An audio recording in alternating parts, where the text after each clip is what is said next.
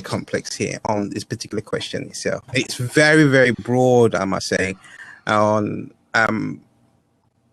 where do you want to? Where should we start here? Give us some milestones and points here where we can look at this. From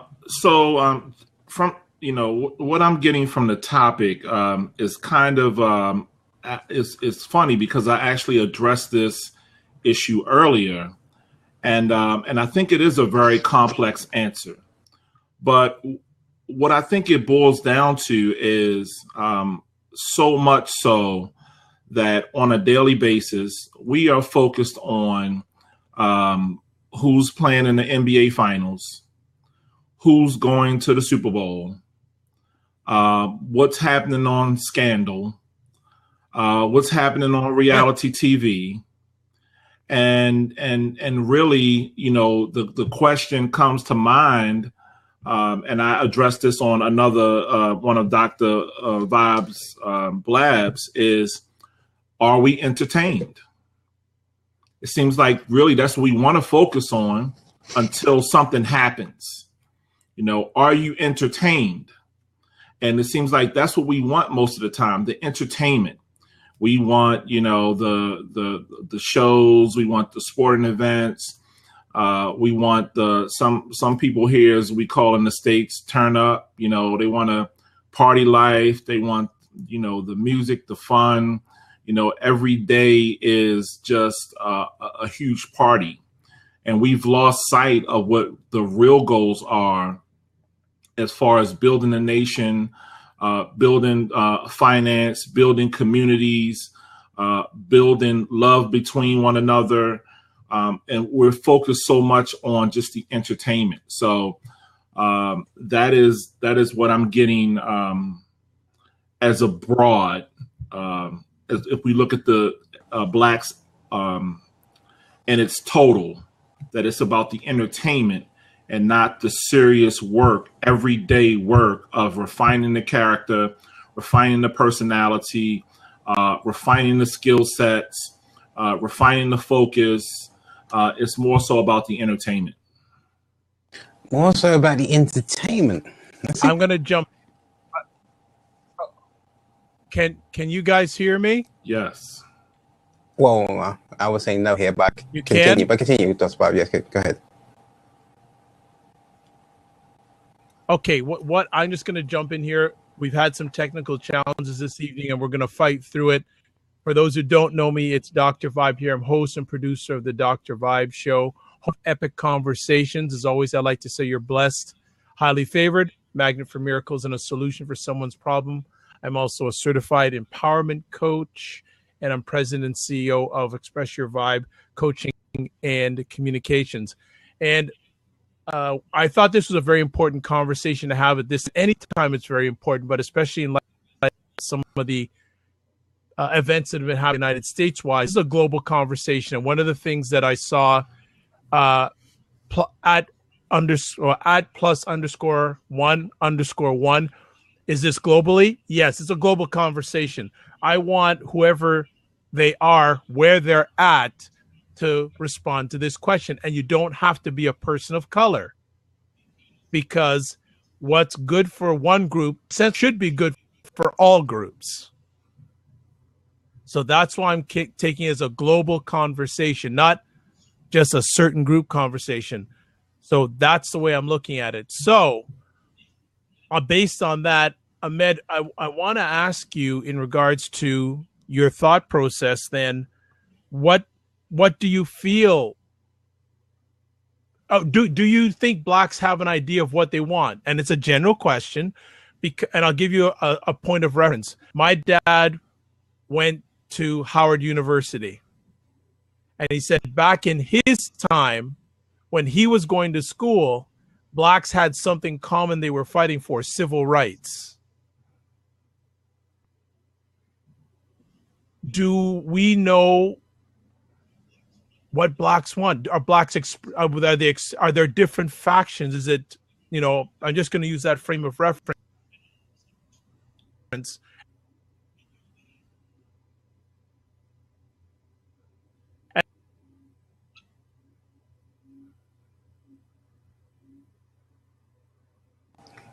And also to you, all right. because Leon, you're in England, perspective of. Sorry, Dr. Vibe, if you can hear me, I'm going to stop you there. If you can come up on audio only, what do? Just refresh. He just lost him. You maybe not listening. Okay. Stop the record. Yeah, we can give that a little pause here. All right, so I am back, at least in voice. I don't know in image, but I don't know if you want to see my shiny head, but you're gonna get it for a bit. So yeah, I want to get the perspectives of what Blacks are telling you. I received that, Cliff. I received that. What are Blacks in England saying? What do they want? What are they saying they want, Leon?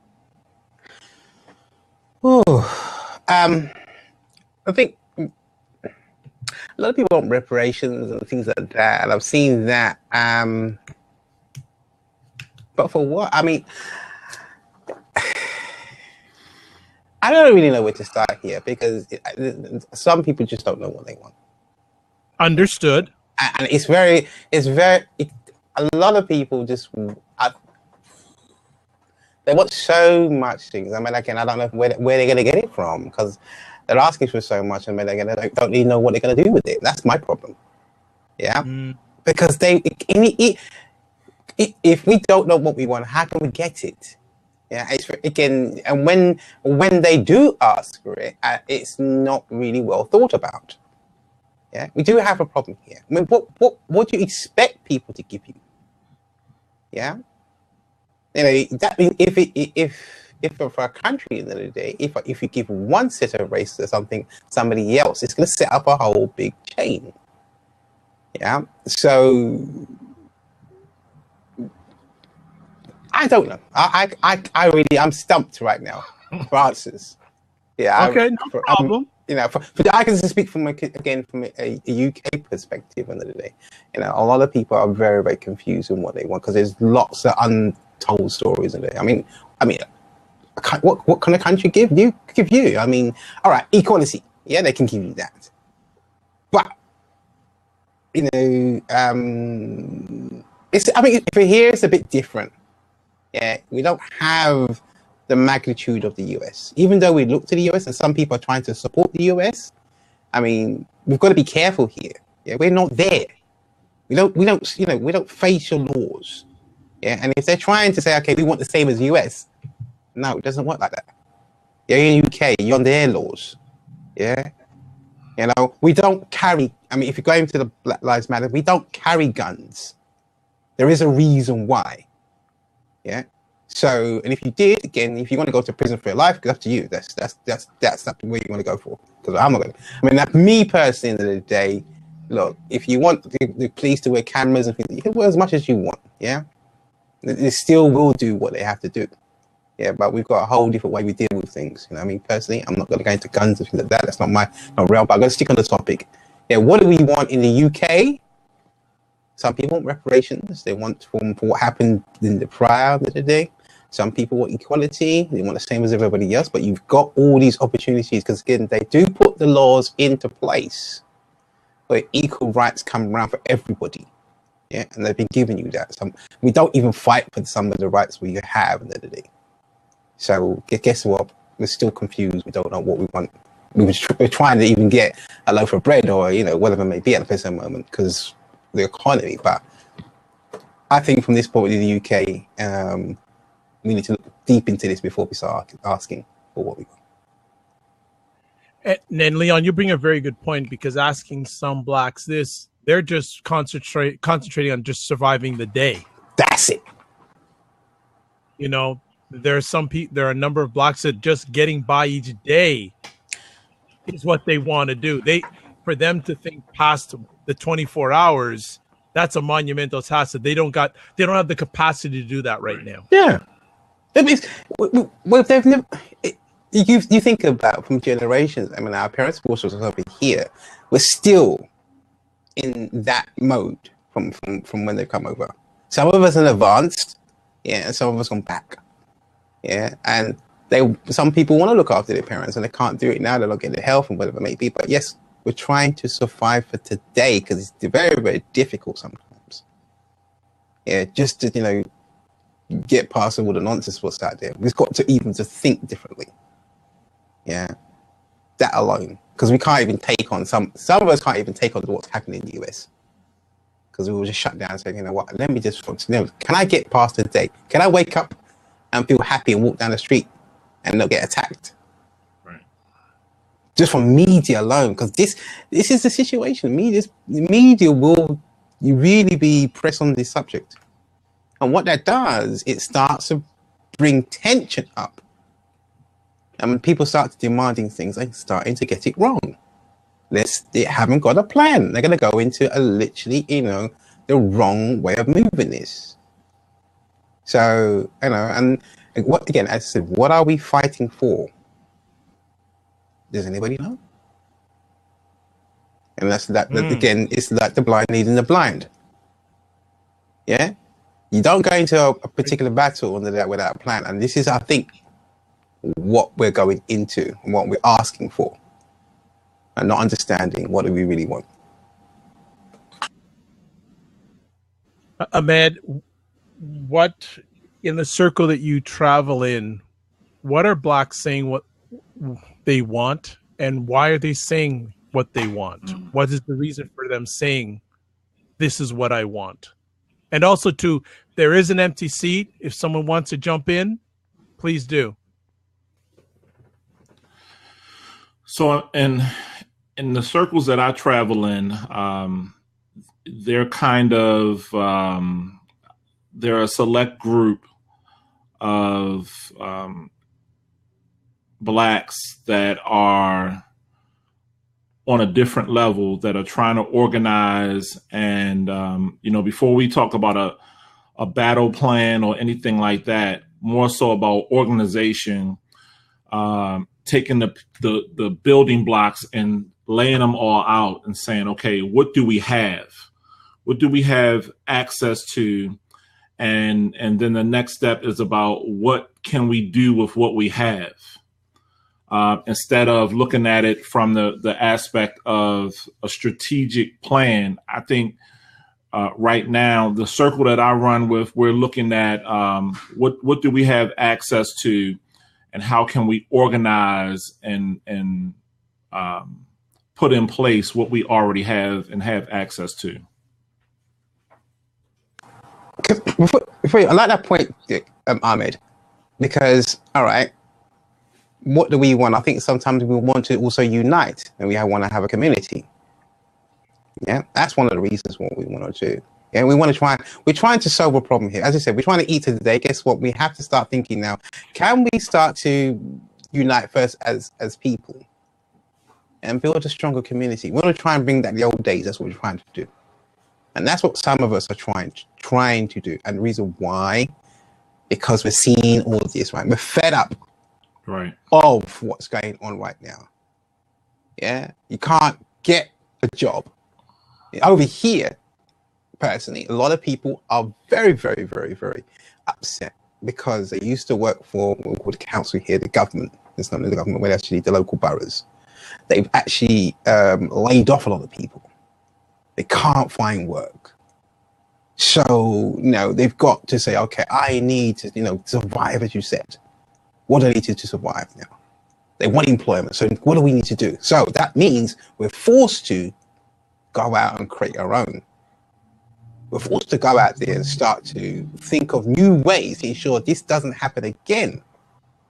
Yeah, there's, he's not talking about London. We're talking even far the places up north. They have it even worse.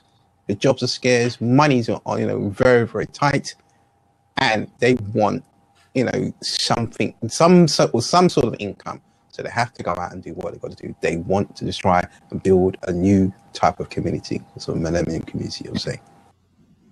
Well, okay, C. Will. Okay, go ahead, Ahmed. Then I'll get C. Will involved in the conversation. Thanks for other people who have stopped by. I want to again shout out Dr. T, one of my mentors when it comes to manhood, digital biz dude. Thank you for stopping by. Dr. Approved at Dr. Approved. Also want to shout out the Patrick Andre. Thank you so much, and Sam _ Teague. And don't worry, If you want to get on, just ask. But I'm already scheduling a part 2 of this because I know it's an ongoing conversation. So, Ahmed, you had something you wanted to shout out, and then I'll let C. Will come on. Yeah, and I'll make it quick so we can get C. Will's perspective. But I think that when we look back, as an example, with the civil rights movement, one of the things that we had from Dr. King was that he said that, we should be nonviolent. And I think that, throughout the years, I've wavered on that principle. But in my maturity, I understand that nonviolence is the best way to be. We're not trying to take up arms or fight anyone. The biggest fight that we have to have is within ourselves. So I have to be able to understand another man. I have to be able to listen intently, understanding what he's saying and what his position and perspective might be before I can, throw him away in my mind. I have to really take his perspective and evaluate it so that I can see how I fit with that perspective. We need to figure out how we fit with each other so that we can come together and stick together. And then that way we can begin to organize and lay the foundations of the plan and what we need to do nonviolently and execute that plan. C. Will, jump on in. Yeah, I think I'm listening to everybody, and I think it's a broad question. What do we want, right? But given the state of situation, especially in America, I think it's really clear one thing that we all want, and that's safety, right? We want to have the freedom to kind of move about and go about our pursuit of happiness, and it's something that we don't have anymore, right? And the thing is, I was listening to you guys, and I'm hearing, some people are just focused on making it through the day, right? However, American, that wasn't. You can hear me no more? We got you now. We can hear you. You're back now.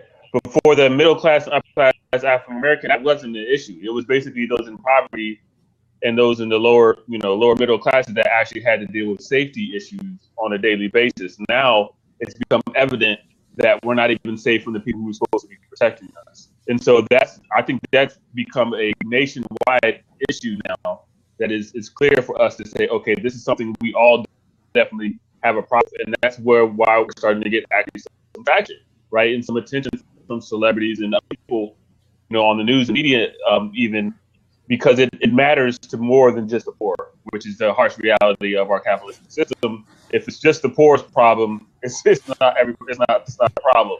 But once it starts affecting people with money, then so I just wanted to put that one thing out there that I think we can kind of universally agree on, that as the Black people, that we want safety, right? We need to be able to be safe, at least, from the people who's supposed to be protecting us. It seems like such a crazy thing to want, right? Or the need to have a clarification on or discussion in our community on how do we bring this out. But I think that's something that we can say clearly want and need as a people.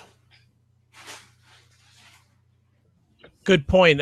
Leon and Ahmed, what are you feeling about the importance? You think most Blacks just want safety? That's an important thing. I disagree with the safety part. I'm safe. At the end of the day, guess what? Look, I know I can call, the equivalent of 911, whatever it may be, and guess what? The policeman comes along. Yeah, I'm safe. Guess what? If you go to some places, you will feel uncomfortable. You can protect yourself. Most important. But again, this is why we've got to define this. Because when it's worldwide. I'm talking specifically about the American situation, right? And so, generally, in a general sense, this is in a general sense for America. I'm safe here too. The cops are pretty cool, but generally, I don't have the freedom to move about the country and know that if I call 911, they're not going to arrest me and beat me up, and I'm the first suspect. This is a real problem here, that we're all starting to recognize, right? At least in America. Yeah, well, I'm going to take it from a global place because that's what I want to try to look at. Yeah, what do Blacks want? Wherever you are, yeah, because I just came off a call with someone in Nigeria, right? Nigeria, in the country, whatever it may be. He is having a problem with his own people.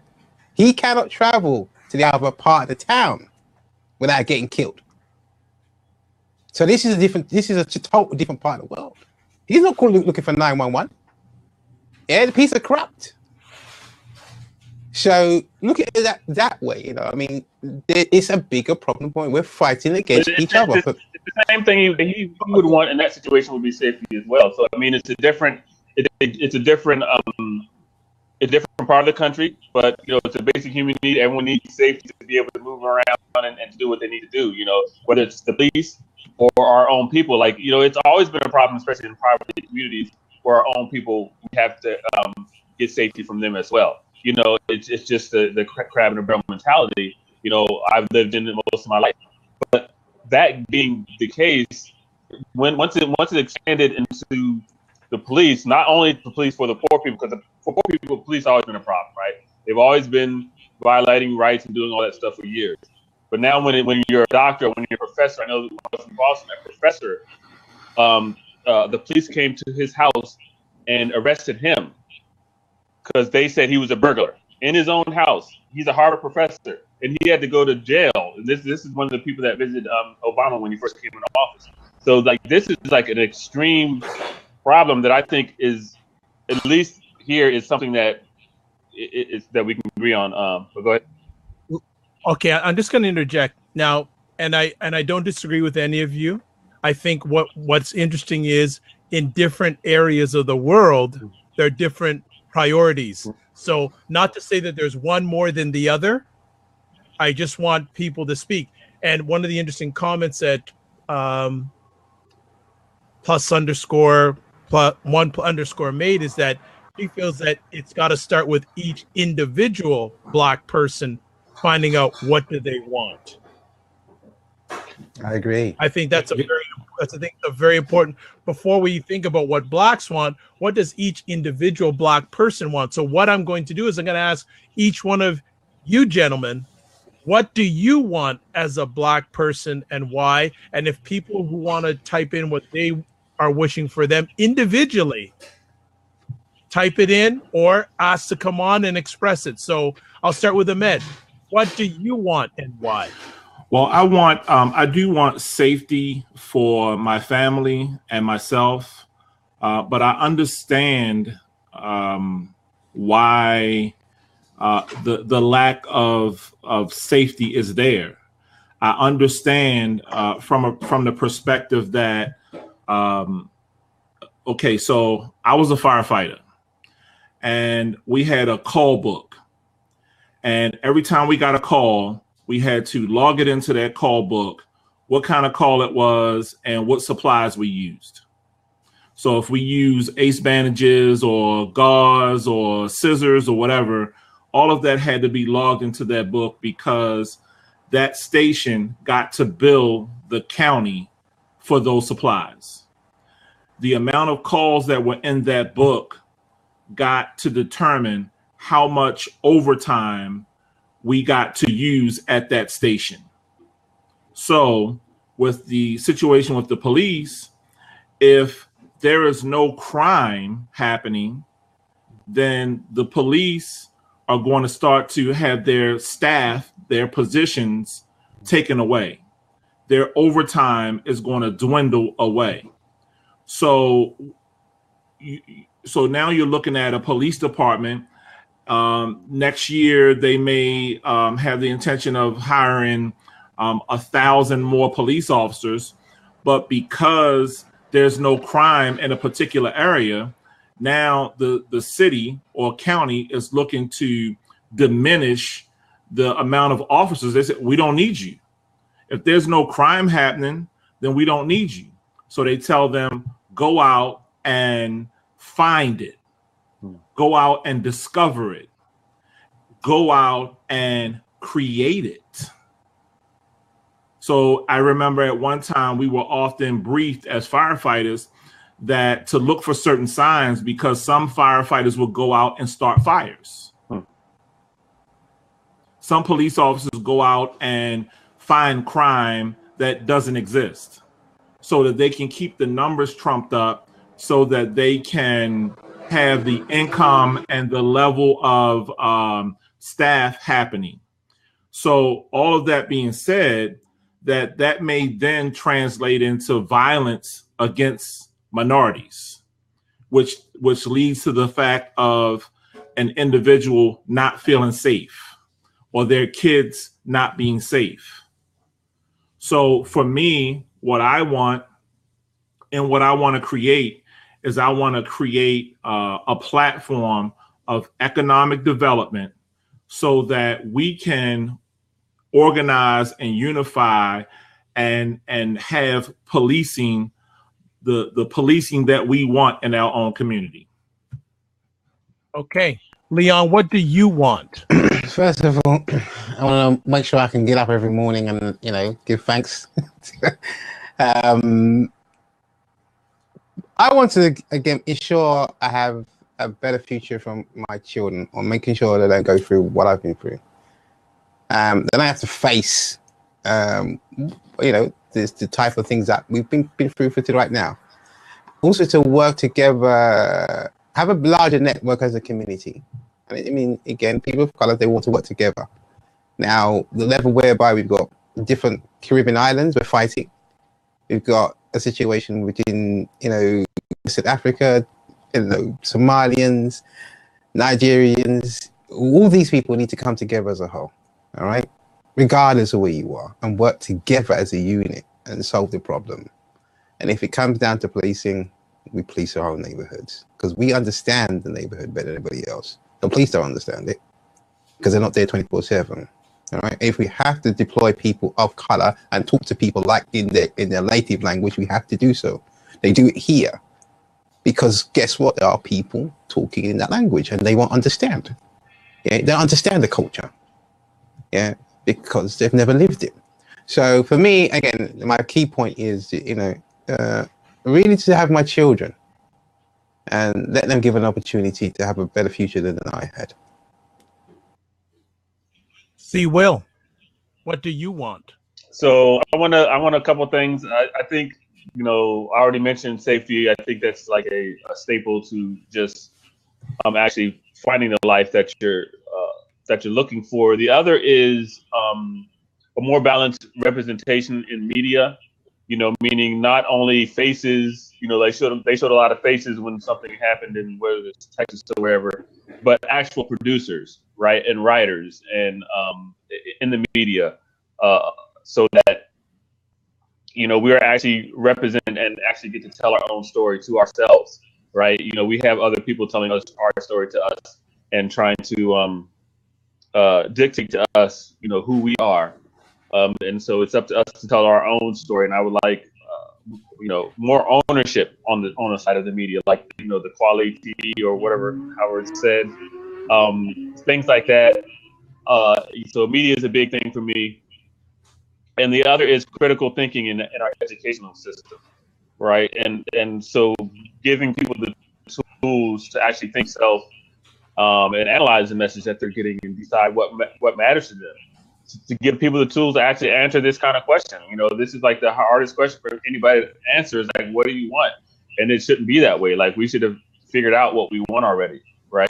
And give people the tools to kind of look at the world and the empowerment to recognize. I think a lot of reason that people don't have the answer is because they don't believe they can get what they want anyway, right? But so to add to that is critical thinking. I think is very important. And, you know, and in the media to form our own self-identity.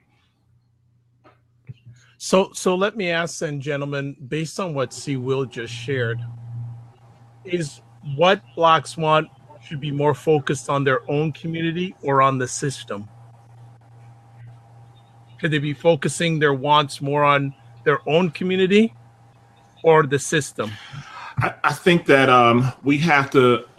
I think the change, we have to start as individuals, and then we have to collectively unify as small groups, and then as neighborhoods, and then as communities. And then I think we have to start small. Now, I don't think that this has to take 400 years to do, but I think we have to start small and organize and put it all together and start from a grassroots local level.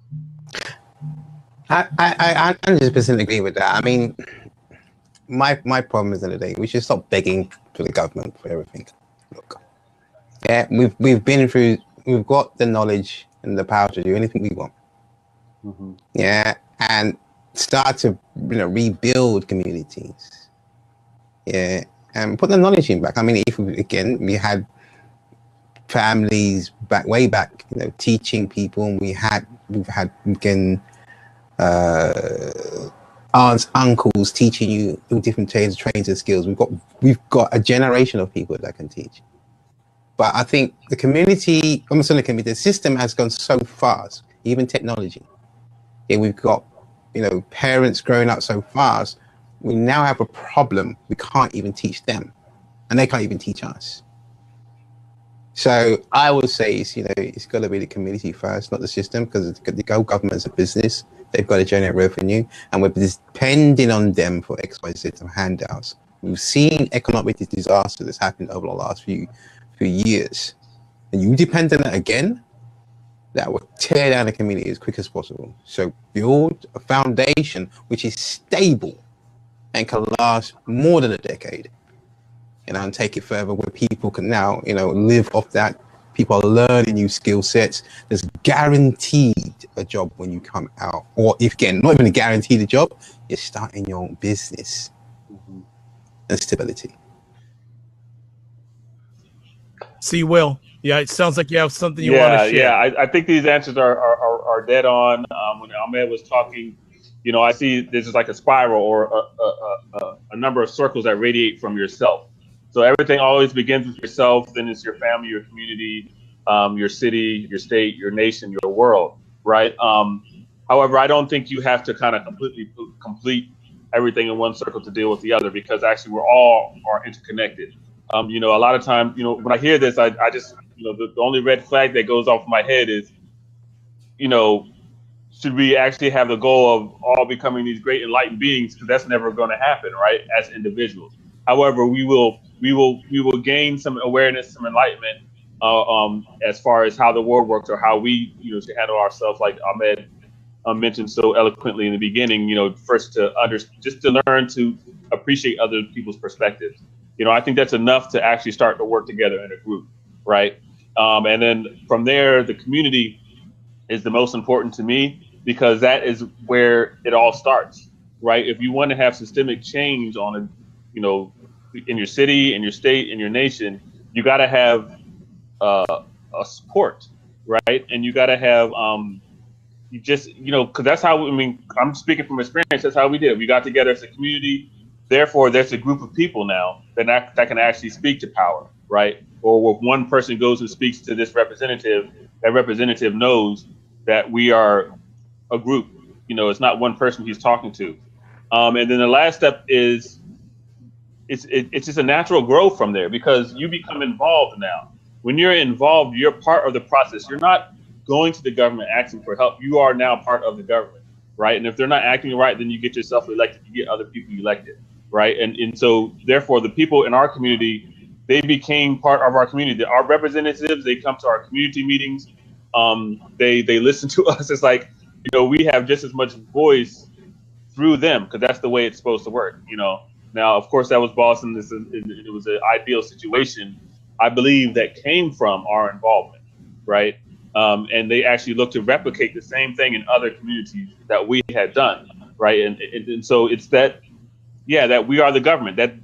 That's how you get there. Because like Leon said, it's not us and them, it's all us, right? If it's us and them, we got to fix that and make it all us. Okay. What I'm going to do, because I see that there's some people who want to come in and join the conversation. So, Junior, you're going to be up. I'm going to ask you to jump out. Junior, can you come in? And then after that, I'm going to get Dr. T to come in. So, Junior, can you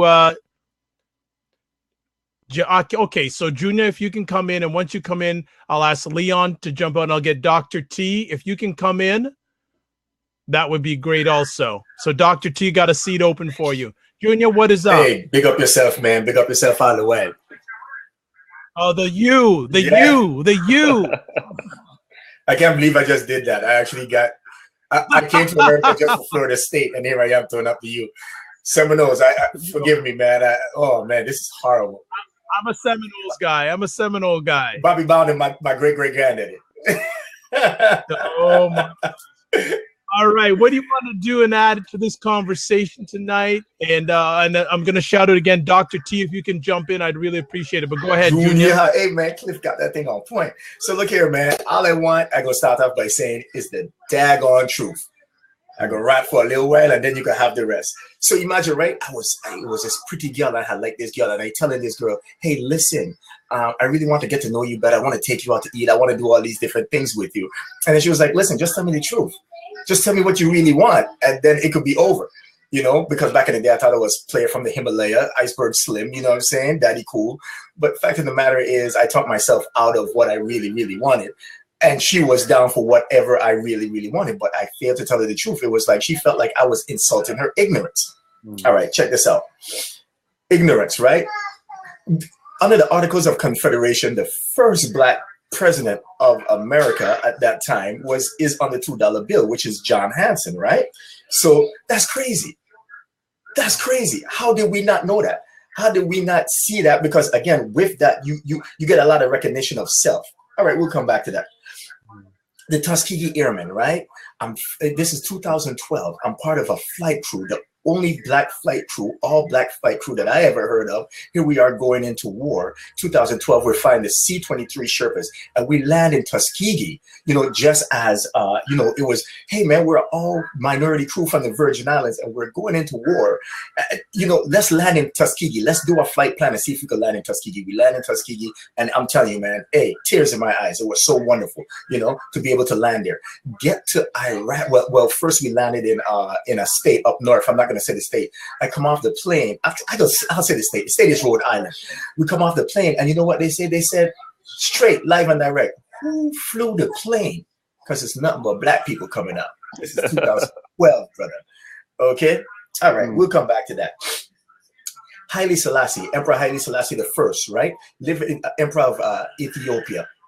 Imagine the amount of gold that was stolen, that the Italians invaded and stolen from Ethiopia, which was one of the richest countries in Africa, which is how Italy has a lot of the things that they have right now because of that invasion, right? Give me the truth. Because, see, a lot of that is not trickling down to me. Right. A lot of what happened in the Holocaust, when Hitler cut off the communication, those Jews were not able to communicate. And what he was telling the rest of the world was a big lie. If everybody knew what was happening, different things would have been done. Give me the truth. Here we have it that Melanin Trump is over here lying and then saying she didn't steal this daggone speech. Melania, thank you, babe. Yeah, so I'm tearing up the name on purpose. It's definitely not Melanin. The furthest thing away, right? So here it is. Melania is saying, "Hey, listen, no, they're saying that she didn't write this thing, and now she did write it, but now they put forward a fall person, and then telling the fall person, listen, we want you to say this that you've written this thing, and then we're gonna act like we're so good that we're not gonna fire you, and all these different." Listen, how stupid do you really think we are? But what I'm saying is, as a people, if you give us the truth, if we really can recognize who we are, where we're from, and all the different things that we have accomplished, then I truly believe we stand a chance to rise up against different things. I mean, even down to the religion. When you open a book and you don't see anybody that look like yourself, that's a problem. That does something to your inner self. You know what I'm saying? Watch this. Last thing. I remember I was a young kid, and I used to like football, you know, because I didn't have no choice. I was too fat. And so my grandmother said, join the football team, or do something with yourself. You can't come home looking fat all the time. So I joined a football team because a lot of other fat guys was there. I was the second fattest person. They made me the center. All right, something changed. I came to America, and I went on to an actual football field, a college football field. And I thought this was amazing. at first I was just playing football because I wanted to lose the weight. But when I saw that field and the stadium and the people and how they cheered and everything that went into that, that changed it. I wanted to do that. I wanted to be that. I saw how the athletes train. So I did that. And then, of course, then it gave me the opportunity to do the same thing, which is why, you know, I came here just for Florida State. Why am I playing this UM hat? We're not going to go there. But anyway, so what I'm saying is when you have that knowledge, you have the opportunity to create. And I think that truth is something that has been stolen from many minorities, which in fact, we are not the minority in different places, but truth has been taken away from so much of us. And with the truth, we have a lot more power. So that is what I want. Dr. Before you answer, I think you're probably, your next question is gonna, and you can see the chat, obviously. I'll answer it, you know. Jahab, put yourself on mute something because I hear the TV in the background. Yeah, so you put yourself on mute. That was, yeah. I'm gonna before you jump in, Leon, and also myself. I think yourself, myself, and Leon and Ricardo McCray are saying the same thing. We create our own. Don't ask permission to have other people to define you. Define yourself. Leon, go ahead. Would you say, and I'm gonna go back at some of the people who pointed in the comments, are we ready to hear the truth? Because what do we want? And if someone tells you the truth on the end of the day, what's going to happen? Are we going to rebel? I feel you get empowered. Like that stuff that Garcia shared is so empowering. I actually got to meet a couple of the Tuskegee Airmen because they dedicated a bridge in Boston to them, and I have pictures. I was actually looking for them in my hard drive, but it was an awesome experience, right? And then, you know, like he said, France, and you go even back further. You know, I did a scope once with Dr. Ribe, actually, as part of a chain that says our history doesn't begin in slavery, or like our roots don't begin in slavery. You know, we don't know where we come from. You know, our self-identity is being anchored in weakness by these people, by others who want that, right? And so our heritage is actually much more powerful and rich. And I believe that when we actually know it, that we'll become empowered. Now, I know your point, Leon. I think it was more towards if we knew the lies that were going on, where we rebel. But we need to get the truth about ourselves first, so we have the power to actually act. Because I think we identify ourselves too much as kind of like barbaric, because that's what they want us to think. So we think we need to react that way. However, if we recognize that we invented politics, if we invented science, we invented discourse, then we can actually react in a more intelligent and effective way. See, I like that what you said there, because now you start off a bit of a war here. Some of us don't want to know what the truth is, and we're not interested in history, because majority of people come into, look, I can say from a UK point of view, all right? You start, okay, we're going to do, let's get together as a group. Not interested in, oh, we want to get it, you know, it's got to be, you know, universal, it's got to be mixed. Some people don't want that. Yeah? They still don't know what they want. Because again, when you start it, you say, okay, I want to teach you about your history. No, I don't want that. I don't want it for my kids. I don't want my kids to turn out X, Y, Z. What do you do here? This is what I say. There are two kind of people. There are people who know what they want, and there's people who work for them, right? And so the people who don't, they're going to end up on the bandwagon anyway, right? And so you don't really want them on your team, you know, in the beginning, because I mean that's exactly what's happening in the world now. There are people who are clear about what they want and they're doing it, you know, and we're sitting around, well, I don't know, and today we want this, tomorrow we want that, right? And so until you get yourself clear about what you want and then go after it, you get your people around you who are with you, you know. So everybody you invite, yes, you invite as many people as you can. However, the ones that stick are the ones that you want, right? Because eventually the message will get out to everybody in the long run. Because you start looking at people for the color of their skin or their differences. What you start doing is you start digging a little bit deeper, and you start saying, okay, do you have the mental capacity to understand this? And I'm not saying to start a whole new enlightenment movement where you start saying, hey man, we're the new Illuminati. But you really, when the truth is out there, more than it is. I'm not saying that I want to know that aliens live underneath my doorstep and I want to know that. I get it. We want to draw a line. I'm in the military, so I don't think you should tell everyone everything. Right. No, yeah. But there's a lot of truth that's not being told. And when that piece of the puzzle is not being put in there, when that pillar is not being put under our foundation, then we really, really have no idea. We're literally ignorant. We almost become, by definition, niggers. Okay, before I let you go, Junior, you're talking about you want to know the truth. Who is best to give you the truth? Dr. Vibe, why you always throw stuff like that back at me, man? Yeah, you got to back up. Be careful what you say. Because I listen. And so before I let you go, who do you feel is best to give you the truth that you're looking for? Honestly, it has to be a group of elders. In different communities, like there's a grandmother in different communities that make decisions for 3 generations ahead of time. And a lot of times we miss out not cherishing the words and the wisdom of the elders. So there's elders on both sides of the place, where we have the Native Americans, where we have the Ethiopians, where we have the Muslims and the Arabians. But there's elders there that know so much truth that we don't value or we don't put into writing. We hear the stories and we just laugh and we think it's a good time. But those are the people whose stories we need to start cherishing a whole lot more. Okay, no problem. On that, I'm going to let you go. You've taken the conversation up a notch as always. And all the best to your family. And I know we'll see you on another epic conversation. I'm going to have you leave. And next up, and love to your family. Next up, we're going to have Dr. Marvin Thompson to jump on. Leon, I know you want to say something, so go ahead. I'm gonna put, because sometimes, I'm not gonna be disrespectful to the elders. Sometimes what they tell us is sometimes not what we want to hear. It's not 100%.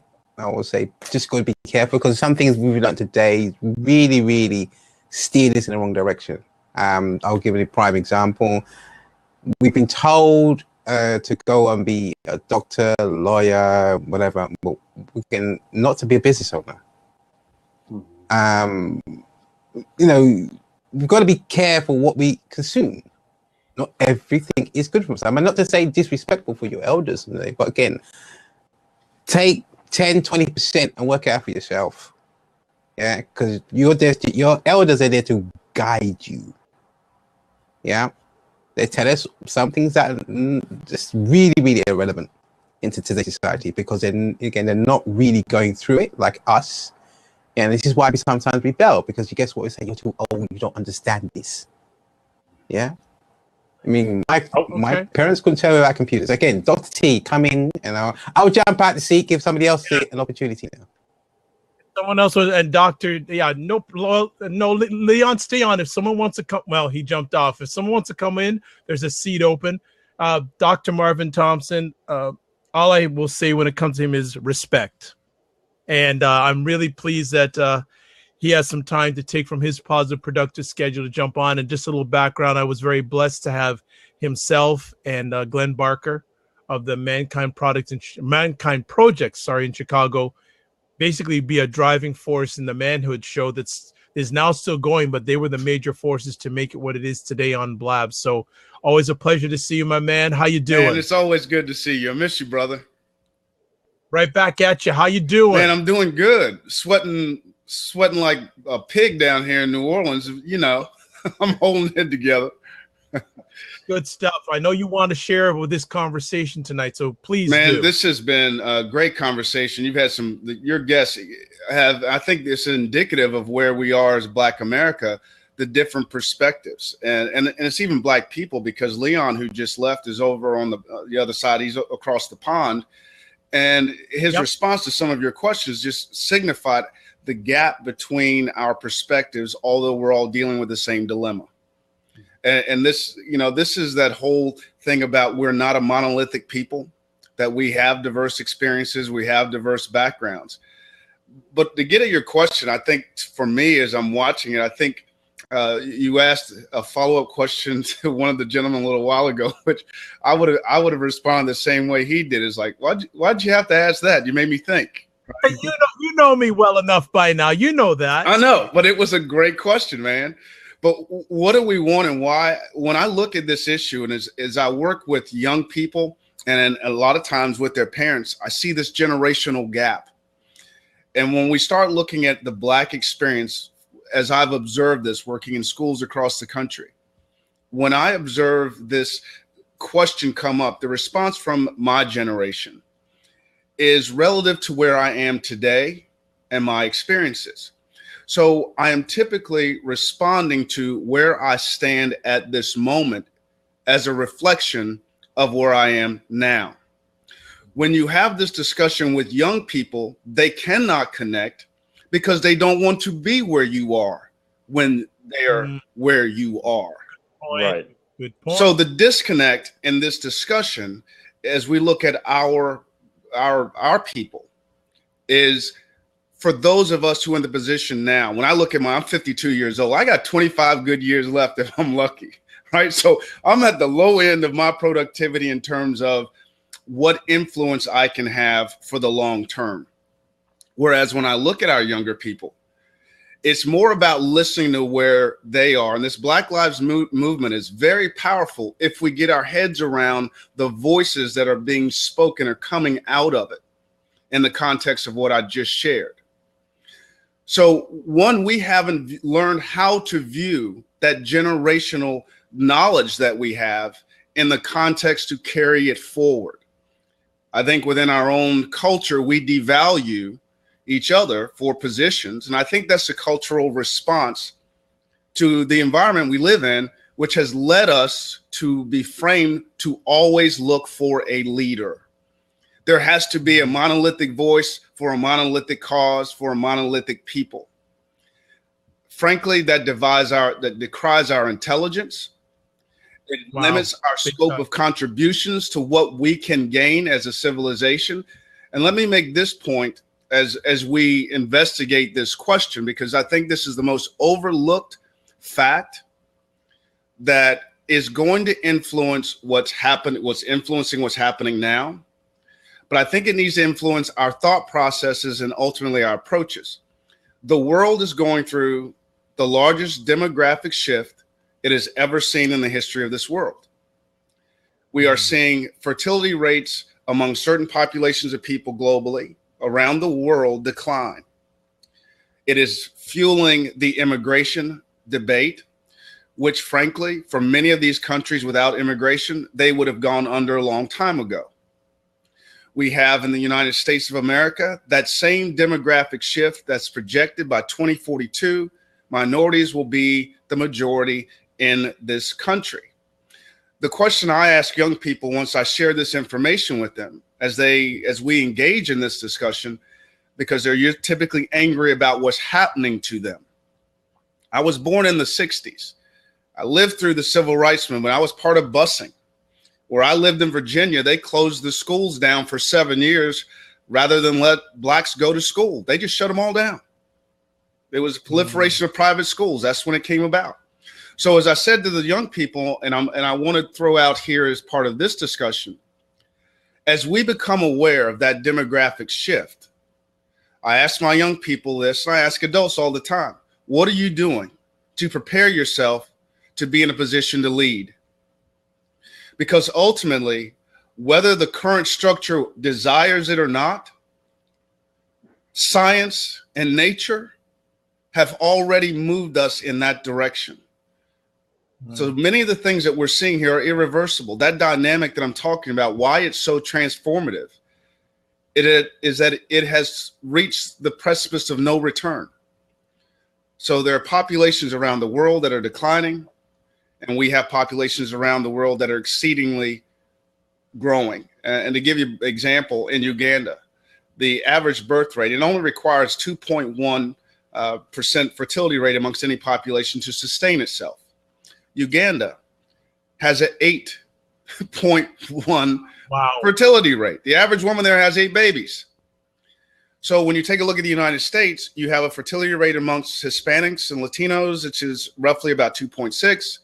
African Americans, about 2.2, and the white population is at 1.9. And once you reach that threshold below that, there is a point of no return. So when we start looking at the politics, we look at the systems, we look at the culture that we have. I think as we ask ourselves about Black people, what we want, there is another barrier that is something we have to overcome. And I think that's always operating out of a deficit model.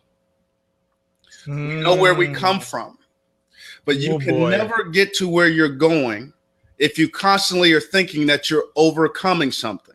I don't sing we shall overcome. We already overcame. I'm going to get. So we've got to move past a deficit model of reforming ourselves and moving forward and move to a capacity model, a capacity thinking. And I think those are the underlying themes when we have these discussions that I find without them, they become barriers to our progress.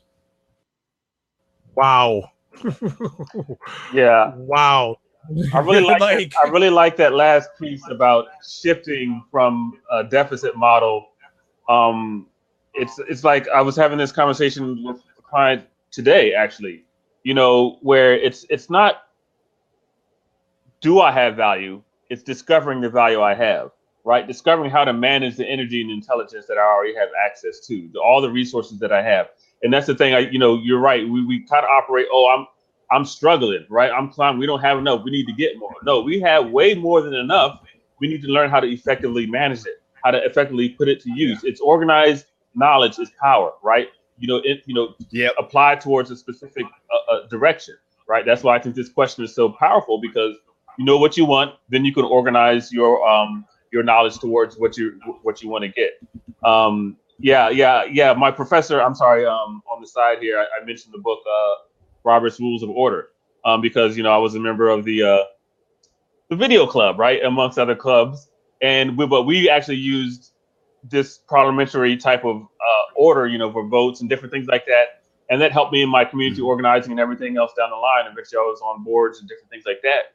But because it allows you to understand how to work together, how to make decisions together, how do we do like what we're talking about? How do we manage all this capital that we have, this human resource capital, this energy? I think we have a tremendously, we all know this. If you think about it, we have a tremendously untapped creative power in our community, and everybody's using it for, to make rap videos. It's like, come on, we could do so much.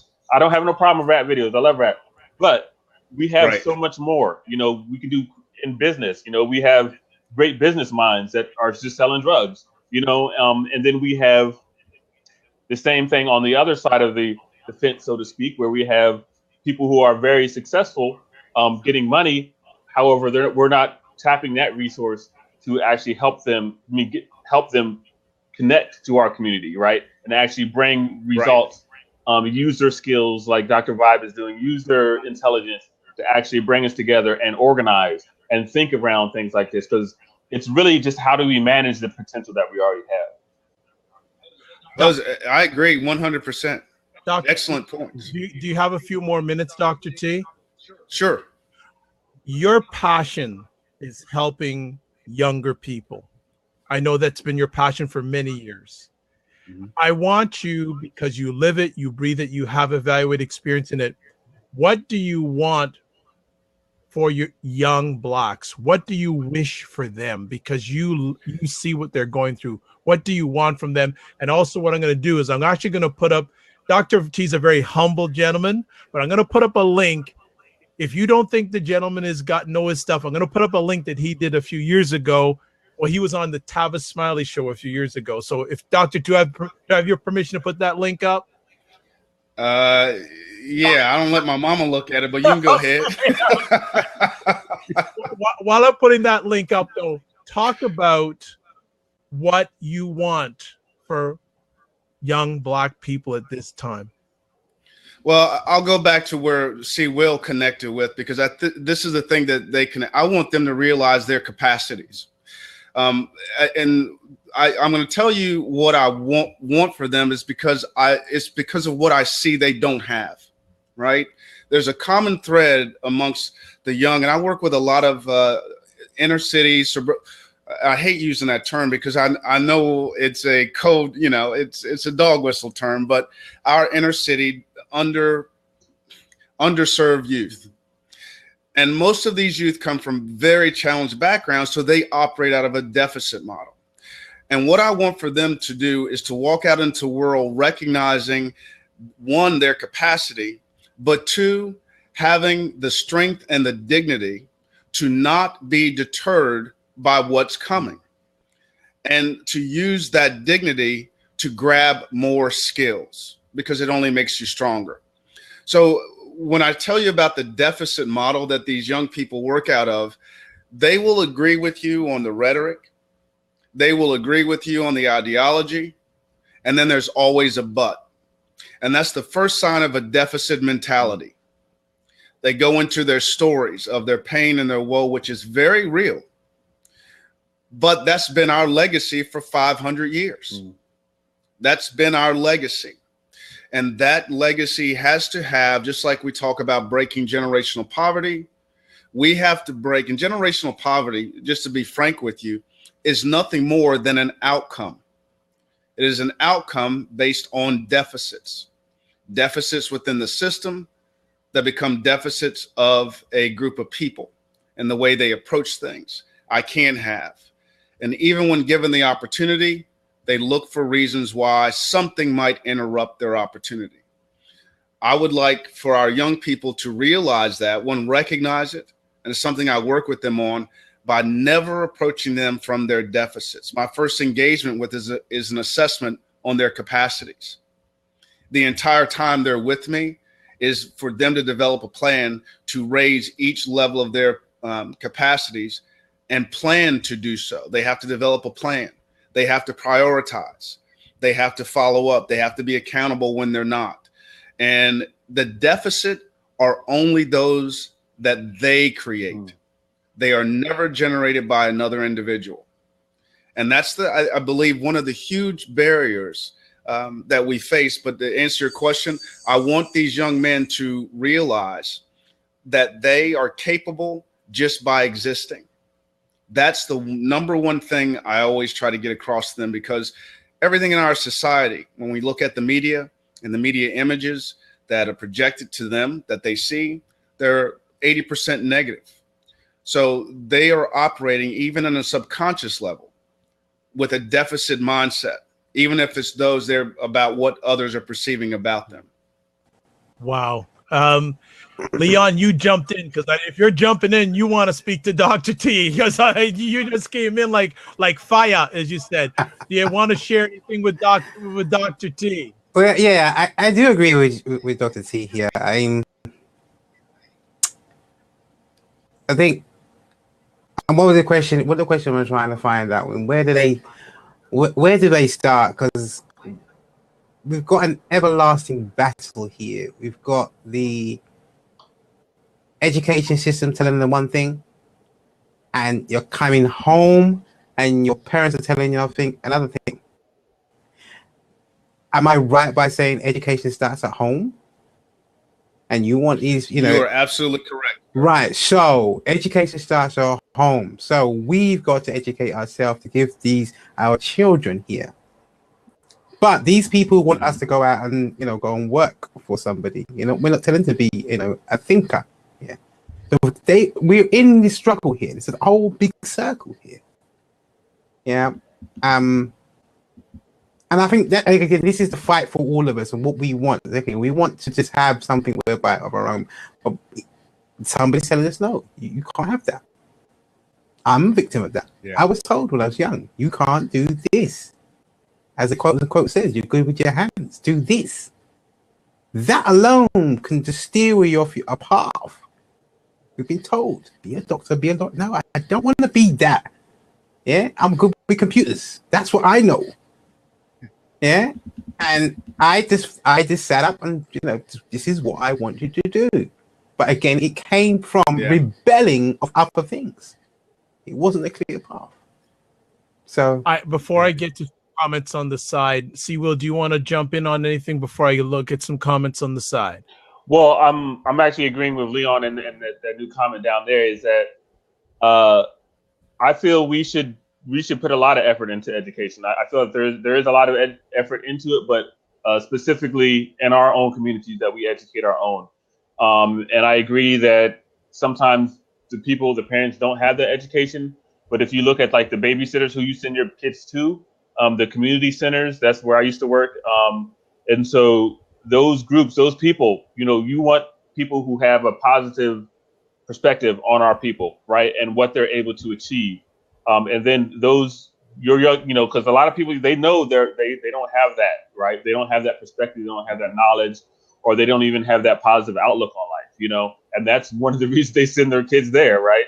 It's like, because I can't do it, right? And so it's like, well, great, but so I think we should actually look to promote these kinds of people and these kinds of efforts, that's, and if you have an idea to do it, I encourage you to do it, because it's actually a whole lot easier than you think. Because I was thinking about this earlier when it was a conversation earlier today about success. I think a lot of people don't do something because they don't have an example of it, right? They don't know what it looks like, or the thing that they're imagining, like Leon said, nobody's told them they can do that. That's why I'm so much for the self-identity and empowerment idea, is because you don't need anybody to say that to give you a definition, or to give you permission to do anything, right? All you need is the confidence and the encouragement from your peers, right? And so if your peers or your group of support team isn't giving you that, you need to change. But let me not go into the whole coaching spiel. But but going back to the idea, or you don't know how to do a program, or you don't know how to help kids, just do it. I mean, say you want to do it, and you'll, like someone said earlier, when the student is ready, the teacher will come. When I did this, it was impossible. I used to tell people I live an impossible life. From my background and my education, there's no way I can go start a youth program in my community. But I did it, right? Because the group I was with said, yeah, you can do. That's a great idea. Do it. Write a proposal. I wrote a proposal. Didn't expect to get it. Got two grants. I'm working, in the community center. It was the most blessed thing for my heart. Like, it was the most powerful experience I've ever had the opportunity to have. And one of the reasons is because I thought it was impossible, right? And then I was able to have such a positive impact on just a small group of kids was so powerful. I'm encouraging everyone to kind of share my experience in this moment and recognize that there's nothing like it, right? And and a lot of people in here are those educated people, and you have so much to give. Just an hour a week, like, you have so much to give. If it's just some positive attention, because there's tons of kids out here that are just thirsty for it. If you could just give it to 5 or 10 kids, some positive attention, say you can do it, right? Help them with the homework, or teach them how to, code a website, or whatever you know how to do. We're a community, and we have to do it for each other. Absolutely. Dr. T, and because I'm going to keep you on as long as I can, because I always enjoy the. I wasn't missing this show, man. I was not missing this topic. Even if I just sat back and ate my popcorn and drank my beer, I was going to be good, bro. There's good stuff. So let me ask, and Dr. Chi, we focus on what you want for the young people, but what do you want for the Black parent? That's a good question. See, Will and Leon, I'm going to let Leon go because he got excited on that one. I'm gonna let Leon No, I wanted to touch on that. I mean, I didn't want to take it from the topic for the day. For the Black parent, this is another show vibe, because there's parents in here. Oh, I know. Don't worry. I'm making a list of things. Because when we were touching on the parent, this is why I got excited. Going, hang on a minute here. All right, some parents, want to get rid of their children. They want to get they really want to just be away from them because they're not ready. And again, for the parent, what do you want for the Black parents in the day? To really start to understand, taking responsibility of the children here. Yeah, to really think carefully what's going on here. Yeah, because obviously, one of my uncles has said children are like VCRs; they're always recording what you do. So, and they will start to interact this. So be careful and be responsible. Yeah, for your actions that you go out there, because you are a role model to your children. And you understand, you always asking, where did they get that from? It's coming from you. It come from anywhere else. It didn't come from school. Yeah, you're allowing them to go way beyond. Okay, you let a child explore, but guide them. Yeah, I want some more guidance in today's community of children, and to understand respecting the elders, listening to them. Yeah, and be as a parent, you should look at other children and guide them. Get that same sort of community effort going on where we used to have. Yeah, where not someone coming in and dictating what you can do for your child. These people need this. Some of the children need talking to. Sit down. Yeah, learn to be still for a while. And just listen to certain things where it can echo and keep reinforcing this. Whereby there's other people that they've got your back, and again they'll protect you wherever you go, and guide you where you're going in the wrong places, where they can feel secure today. That's for me. But I'm going to jump out because I want to see it from a parent's point of view. I want to see some of the sisters that come in here, to come in on this conversation. I don't want it from a brother's point of view. I want to see a sister up here and take control. All right, I'm going to jump out. No problem. Before we get Dr. T's response on what he'd like to see what he wants from Black parents, I just want to shout out a bunch of people that have come on in the last while. The conversation has been so epic. I have been able to shout people out. So at Misty, Stephanie, because I don't want to botch up your Twitter handles, at 123honey. Thank you so much. Esrasim, I'm surprised you haven't jumped into a seat, but great to have you here. At So Steph, thank you so much. At Dominique is here, and also at _Barack_Obama. I know it isn't the real one, but I'm going to say, Dr. T, what would you like from the Black parent? What are you wanting from the Black parent in today's society? Well, I think one of the things that we are lacking is a connection to the purpose of child rearing. And when I say that, I've said this, I think, many times on a couple other shows, Dr. Vibe, but when I talk with parents and they're having trouble with their child, and I ask them, mostly when I get frustrated because they're not giving me anything that's productive, but I'll always ask them, what is it that you wanted for Johnny when he was born?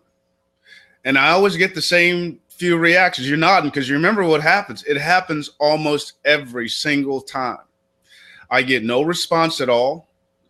Or they ask me, what do I mean? And I go, what the hell do you mean? What do you mean? You had him when he was born. What was it you saw for his future? And this is when I learned, when I begin to ask this question and see this pattern, I learned something. I observed something. I won't say I observed something. And what I observed was that parents were not able to answer that because it was not done for them. They didn't even know that that was an expectation beyond the basic caretaking responsibilities of providing food, clothing, shelter, and whatever minimal guidance they could offer from their own experiences. So it led me to really connect with the idea and the notion that our parents are giving the best that they are. Keep that. That's the best that they are. And let me give you some nuances when it comes to education and how this thing has not fared it out to improve over the generations. And let's just go back to the last 5 generations where we have been, or maybe 3, where we've been a part of this integration movement after civil rights, because we're only talking 50 years. So when we start talking about underperforming Black youth in schools, that it begins at kindergarten. It's recorded in the 3rd and 4th grade, but it begins in kindergarten. And understand that this dynamic has been played out for generations. One of the biggest variables that separates that gap in kindergarten for every child that puts our children at a disadvantage is vocabulary. And let me break this down for you.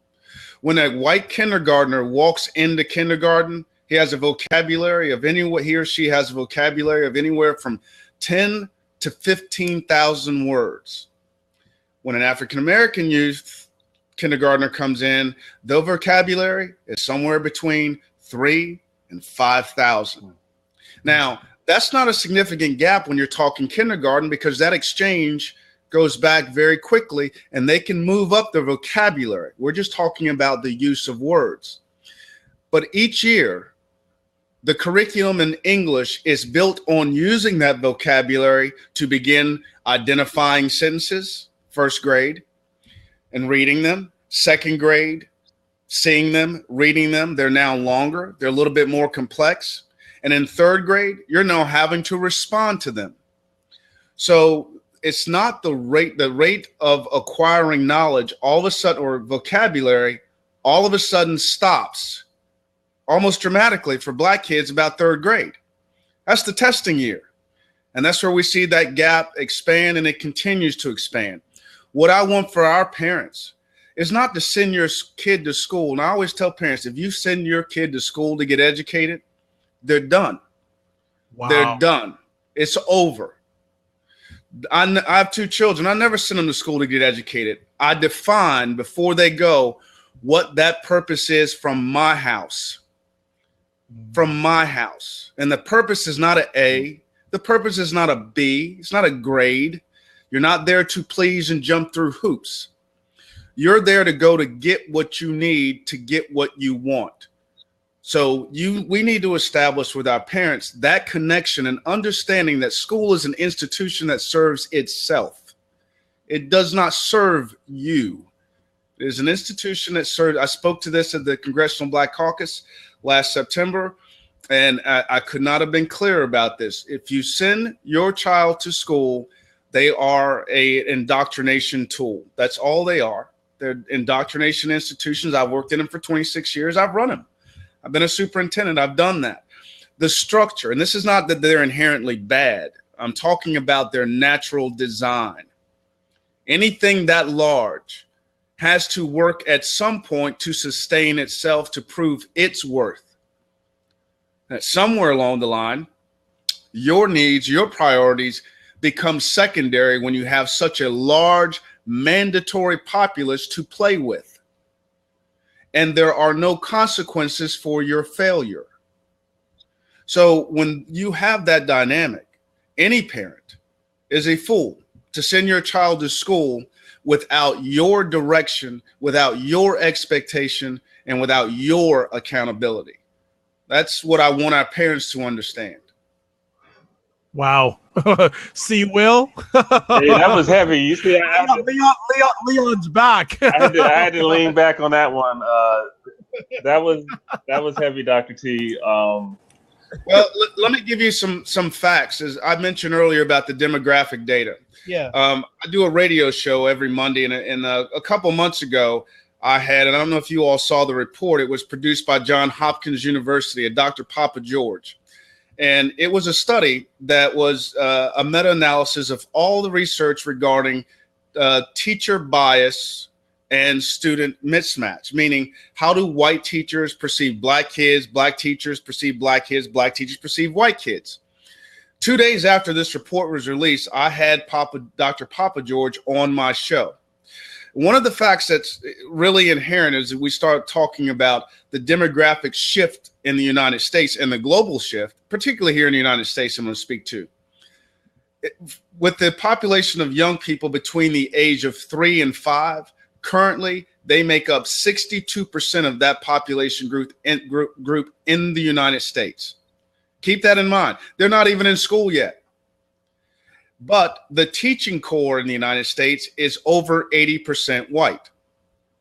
So when we start talking about sending your child to school, and you look at the strong evidence that supports in Dr. Papa George's research, that the gap between what white teachers expect black children to be able to do is significantly different than what black teachers perceive black kids are able to do.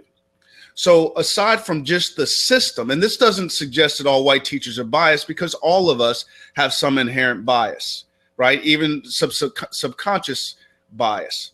And we're all guilty of that to different degrees, one way or the other. But when it's embedded in a structure, overwhelmingly populated by a demographic that does not match those in which is the growing population in which they serve, when I say to parents that you are putting your child at risk, you have a system that serves itself. Every reform movement, the achievement gap has widened, not closed. Every time Arnie Duncan went on national television 3 years ago and celebrated a 1% gap closing. What? Are you kidding me?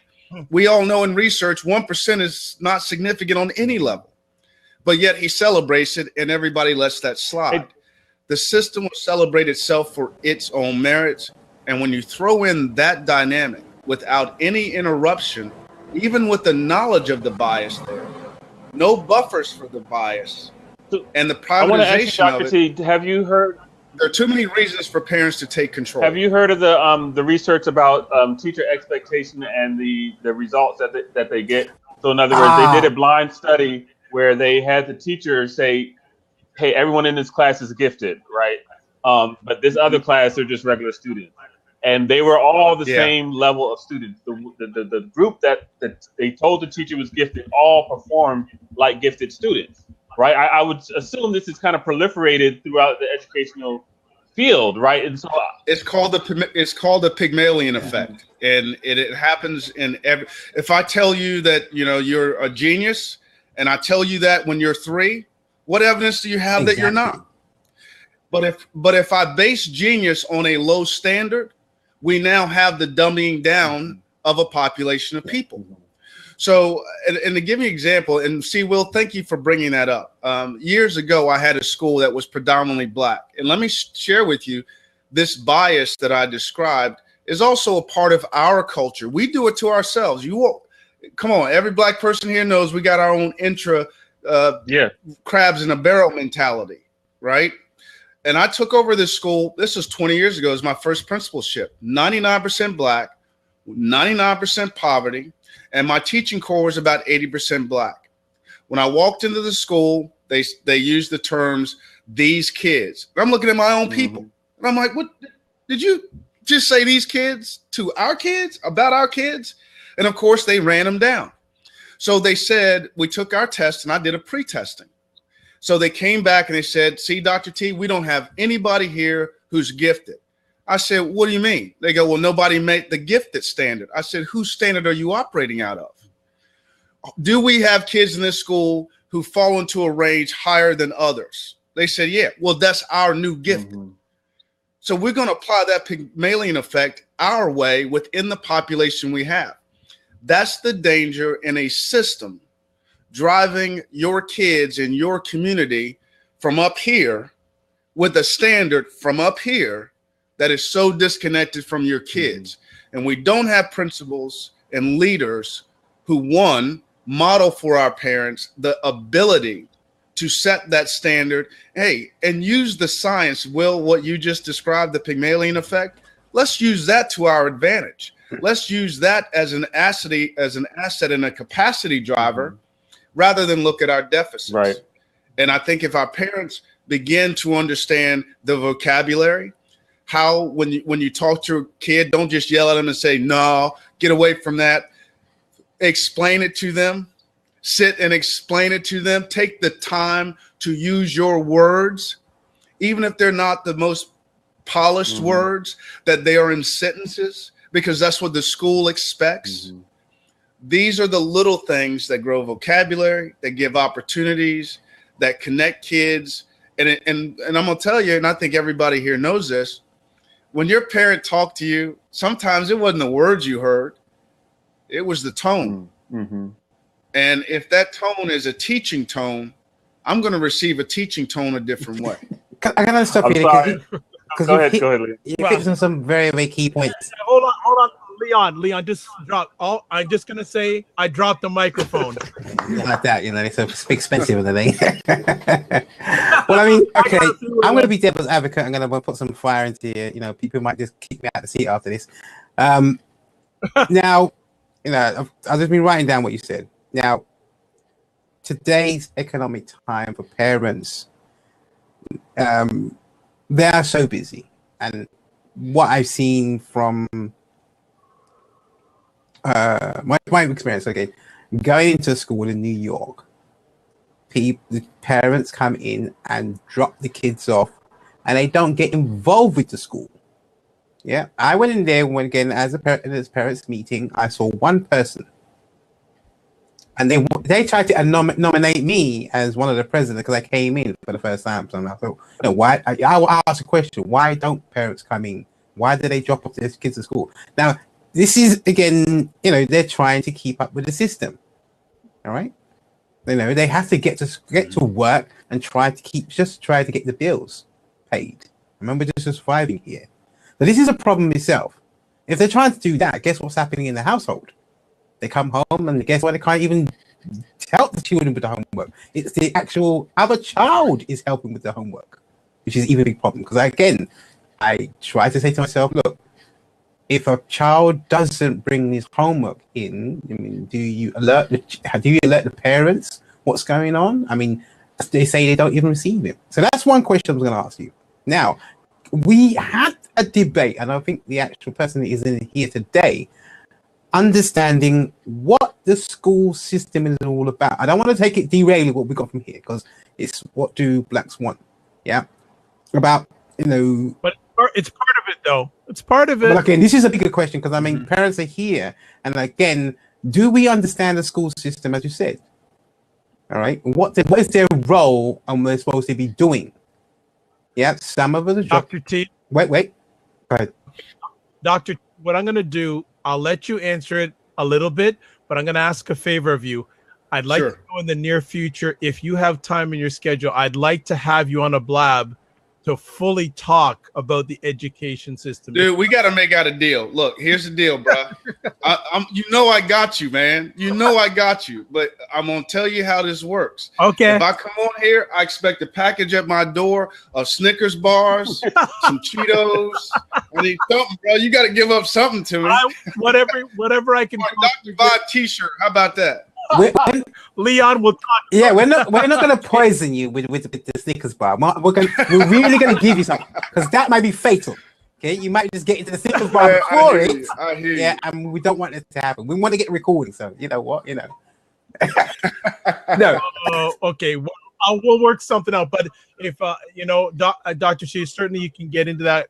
I know there isn't time to really expand on it, but I know from what I'm seeing here, people would like to get your thoughts. And some, like I said, the knowledge bombs you've been dropping tonight, people say, well, what do blacks want and why? Well, these are things that people of all races should want from the education system, not just blacks. Yeah. I'm just going to touch it. Go ahead. Education, and here's why the education barrier is so important as part of this discussion.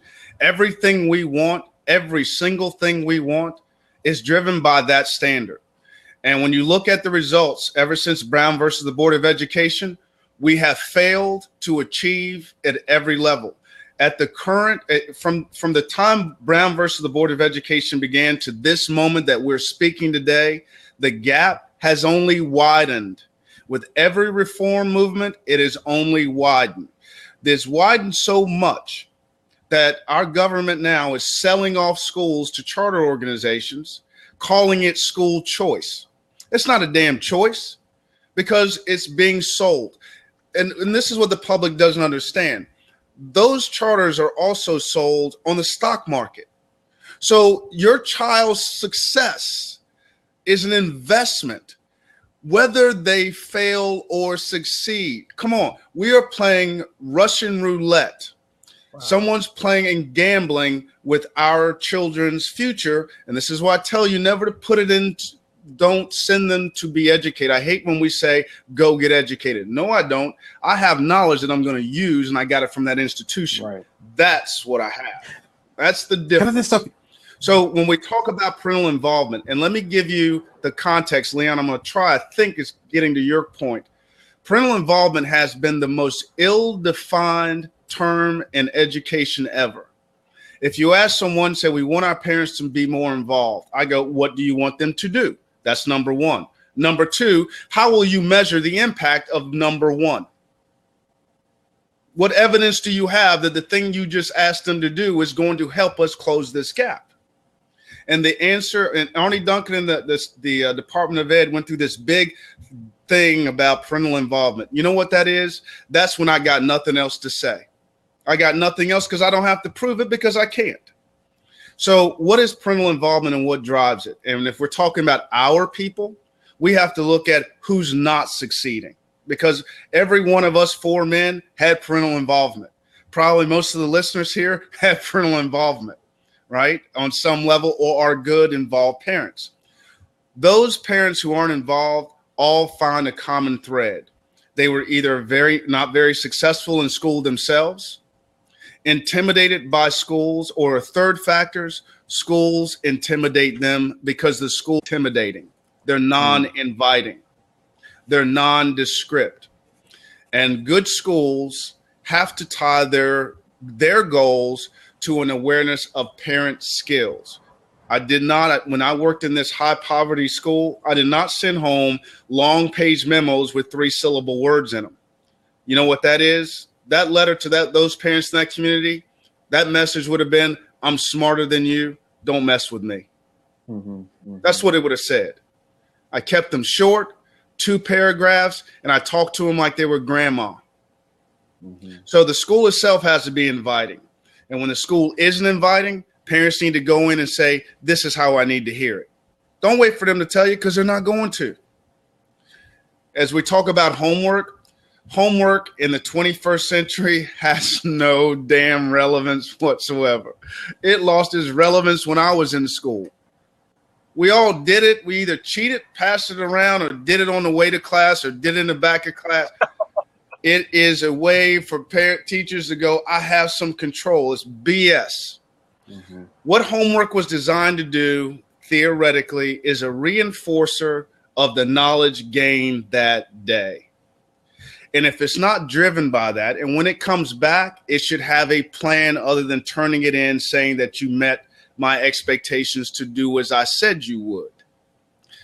Education is not do as I say. Education is, did you get what I presented? So the evidence of the homework has to be applied not in the assignment of it, but in the follow-up of it. And I can remember my son in the 4th grade would get these. He'd come home on the weekends, because I had him every other weekend, and he'd always have this crap of homework. And I'm like, I was a superintendent at the time, and I'm like, who in the hell is giving you this? We got to do something about it. So I didn't go in to intimidate the lady. I said, hey, I want to schedule a conference with you. I'd like to discuss the homework and the rationale for it, so I can connect it with my child. So 2 days before, she canceled the meeting, and of course she put out a new homework policy, which is basically, we don't have no homework. I'm like, okay, that's not what I wanted, but it told me how important was it to begin with. Well, she didn't have an answer for you. It was so important that you just discarded it because you got intimidated, which wasn't my intent. But it's my child. I can't help what I do or what I know, but that's my kid. Why is he coming home with a stack of homework, a bunch of worksheets? It's not going to do anything. And what are you possibly as a teacher going to do with 7 worksheets with 25 kids on Monday? What the hell is that? And if you're going to spend 2 hours going over this, when are you teaching? So homework does not have a relevance in the context of learning unless it is short, specific, and it is followed up on immediately the next day. It should be an introduction to the next lesson, not a you did, let's move on. And that's what homework typically is. And frankly, I find that homework, when it comes to conferences, ultimately become a dialogue about home environment more so than what's going on in the classroom. Yeah, I mean, you're all right there. I mean, again, having seen the amount of homework a child gets is ridiculous. I mean, again, the parent will have to come home. Sometimes they get penalized. Obviously, the child gets penalized if they don't do the homework. And now this is a bit, they don't understand this, because obviously every parent is different here. They can't spend sometimes sitting down an hour. They've got to come home, create meals. They're tired. And to do homework on top of that. Yeah, and some Leon, I wanted to bring this back around to that specific, because you brought it up a couple times, and I think this is something for us to think about when we talk about what do we want. And that is the priority, right? Is just getting money your priority, right? As a family, as a parent, and then what are you actually establishing for a tradition for your family? Like, okay, I work all day, I don't have time for my kids, and so you can go to school and get a job like I have. Like, is that what you want? For us, our families to continue to be disconnected generation after generation, because that's what we are establishing. We're kind of establishing a habit that it's not important for me to spend time with my family and actually have quality time. I'd rather have more money, right? And actually you're devaluing your quality of life to get money, which doesn't make sense. It should be the other way around. Your money should increase your quality of life. So it's really getting clear about your priority and saying, okay, I will sacrifice $20,000 a year to actually spend, another month or two of time with my kids. Like that actually makes logical sense when you talk about what's actually important to you, right? Because we have been taken away from the thinking about how do we actually design our life according to our priorities, regardless, because everyone's just like, oh, we just need to get more money. That's the only objective to life, But this is society for keeping up with Joneses, isn't it? But I'm at the present moment, they show you on TV, I want a Benz, I want a big house. What do they say? The American dream. This is what we could get caught up into. All right? What do we want? All right? That's the problem. We need to disconnect from that. Yeah? Well, what do we need to do most here? definitely. This is what we want? Actually, you know what I'm going to do, Leon, I'm going to put you back out again because I know Cliff, if you want to jump in, I'll create a space for you. And also after that, Rashim, I think you meant Dr. Vibe. You wanted to hop in and super quick, not Dr. Approved. But Cliff, I'm going to ask you to come in first. And Dr. T, you're coming back on for a whole session because I got you, brother. Yeah, but I told you, Cheetos I are know. at that doorstep, bro. I'm sending you my address tonight. Cheetos, Snick, and look, I'm gonna eat them just to prove it. I'm gonna eat that right here while we talk. I'll FedEx it to you before you come on the conversation. I'm messing with you, brother. You ain't got to do that. I'm right back at you. No, I'm having fun with you too. So Alex or Rashim, whoever comes on first, we'll take you first. Probably go for another few minutes. I know that we've been sharing a last little bit about. Rashim's well, I'm gonna step out, my man. I know you got two players who want to get on. I'm gonna let them hop on. No. You're staying on. You're not going nowhere. You staying because they want to chat with you. Rashim, what is up? How you doing? I just wanted to say what it is that I want, real quick. Add my little 2 cents, and that's just that I want equity. I want increased access and opportunity. I want freedom, and I want to be able to self-actualize. That's it. What does that look like? So what equity looks like is a decrease in the disparities, whether that's health, education, employment, housing. That's what equity looks like to me. And in terms of increased access and opportunity, that the same opportunities and access that are afforded in white, middle, and upper class neighborhoods and communities are the same in access and opportunities that are afforded in the communities wherein I live and other black and brown people live. The other one is be able to self-actualize, to be able to not only myself but other people to be able to reach their fullest and highest potential without restrictions, without having to overcome barriers and racism and structural racism and all of these other things, and in general freedom. And that is, social freedom and power. And what that is for me is economic power, political power, power to say what control I have over my body, power to be able to say what my daughter does and doesn't learn in school, power to say I don't want another liquor store on the corner. So that's the type of things, and that's what it looks like to me. Well said. Any gentleman want to add on to what Rashim has just laid down?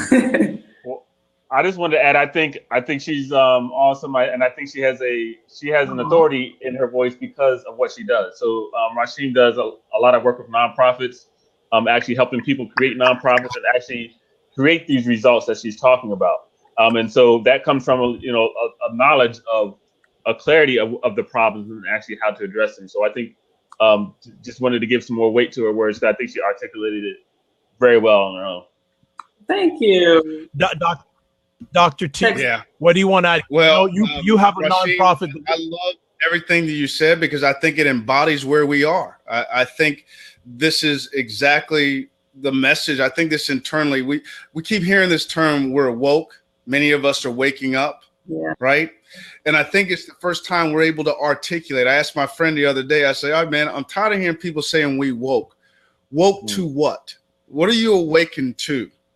Right? And that's, if you can't define that, you're just part of a dialogue that's ultimately going to go nowhere.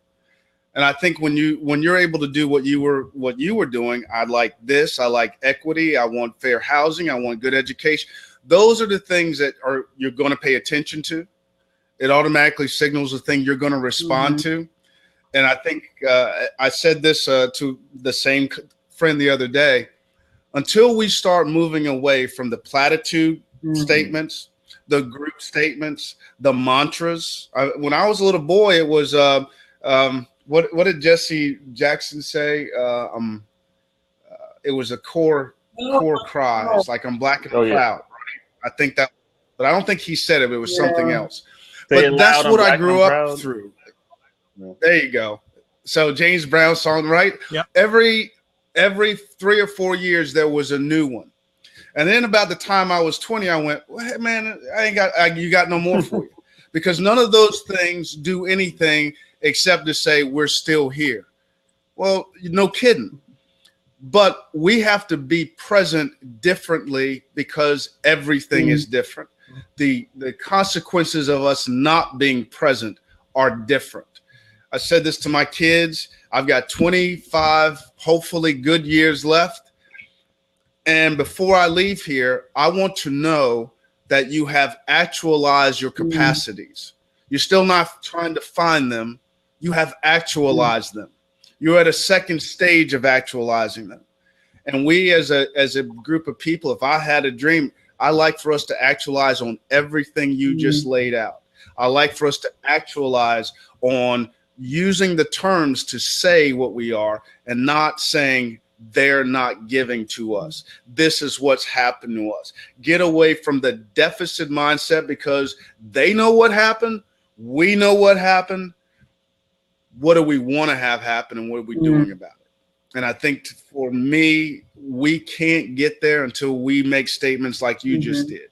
Clarified, poignant, directive statements about what I want. And I think too, another thing that I think would be helpful is wherein, let's say, Dr. T, you're working on something. Let's say if you were working on something very specific to education, and someone else was working on something very specific to housing, and someone else was working on like hip hop or gun violence or what have you, to allow for not only that diversity of interests, but that kind of diversity of focus, because there is no one magic bullet, and accept all of those parts as valuable, because while you are putting the wheels on the car, I could be putting the door on, and we could still be getting this thing together, instead of me passing judgment and how you put wheels on, or you coming over there telling me how I need to put the windows on. You know what I mean?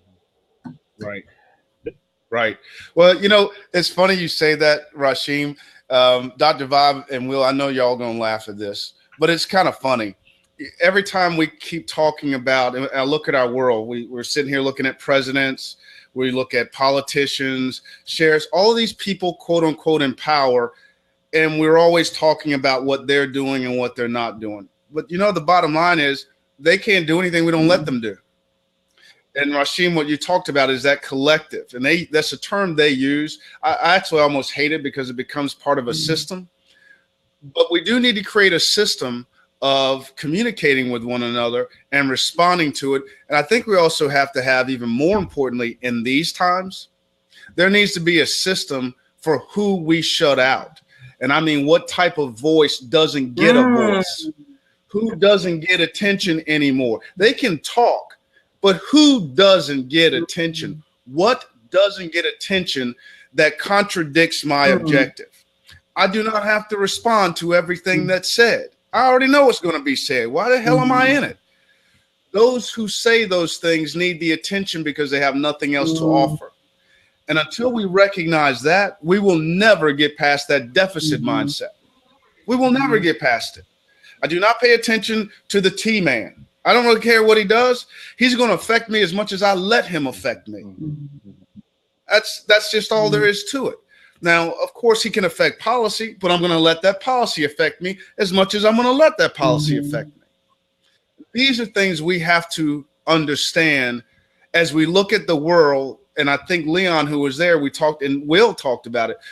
What's your God, right? What's your God? What is the thing that drives you? What is the thing that you pay homage to? What is the thing that you worry about in the back of your mind if this thing isn't met or pleased or achieved? That's going to be your God here on this earth.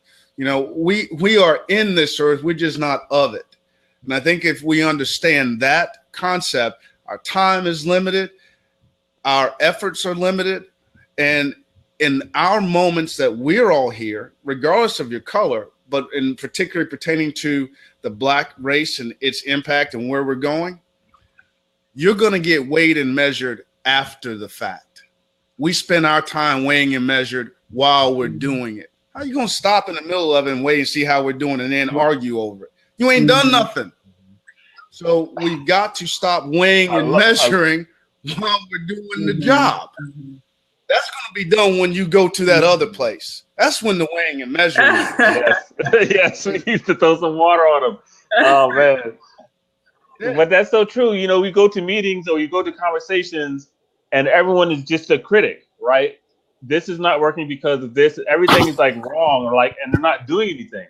And it's like it makes no sense. Like you're wasting all your time and energy complaining about everything, right? And not offering any solutions, because it's so much easier to complain, right? It's harder to think of solutions, to come together and actually debate and actually, okay, what is the plan next? You know, I just did this, like I said, I just got off a session, right? And it's like, okay, yeah, we're talking, we'll do a plan later. No, we're going to do a plan right now, right? You know, we're not leaving this conversation until we have what's going to happen next. And next time I talk to you, we're going to check in about that, right? And so, you know, it's really getting into that and taking the same idea, you know, because I do coaching, so it's like the wheel of life, right? We only have so much time. You've got 24 hours in a day, and like you said, Dr. T, you got a certain number of years, right? And so, you know, like Rasheem said, what is your priority?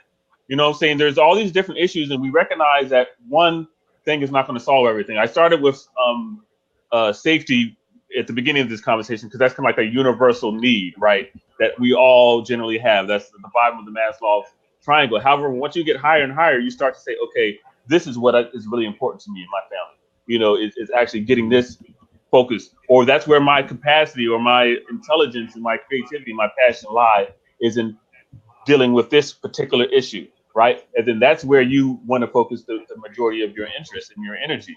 And so I think if we all do that, then we're actually going to have a more complete, you know, healthy community, right? But it takes that recognizing, first of all, that your contribution to this world increases your quality of life, not just accumulating money, right? I think once we get get that distinction in ourselves and recognize it, and all I can say is try it once.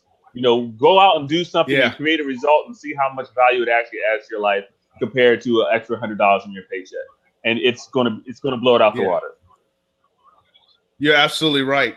And you brought up a good point, because I think, and I'm going to piggyback on some of the comments that I made, because one of the reasons I found that when we don't make progress is because many of the people who want it don't always have the skills. They have the knowledge about what in a vision, but the next steps, there's some very finite skill sets that are needed to move anything forward. And Will, you just mentioned planning. Planning is one of the biggest gaps to the success or detriment to the success of any movement or any idea, and it's the lack of.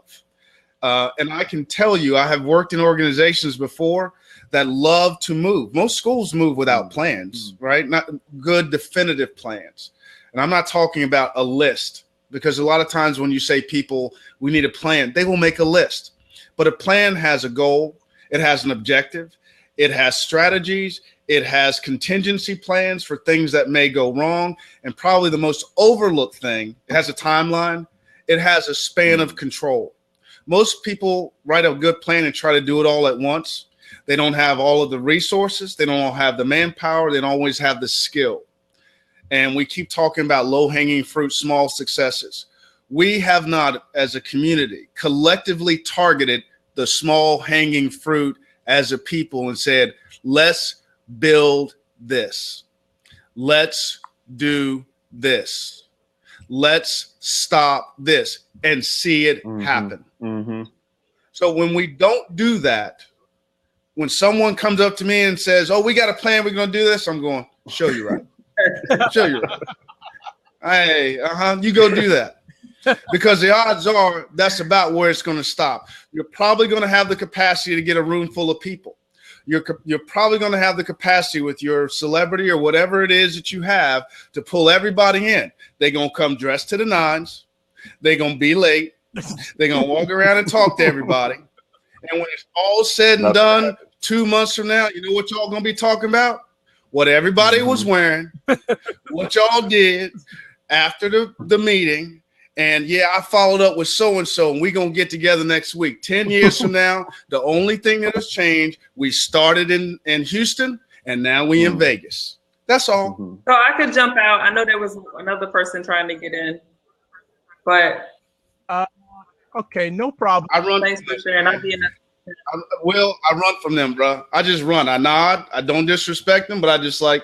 I wish you luck. That's actually how I got where I was, going in my community. Because first I started, I just wanted to do something, right? A young man got shot. I said, I got to get involved. No more excuses, right?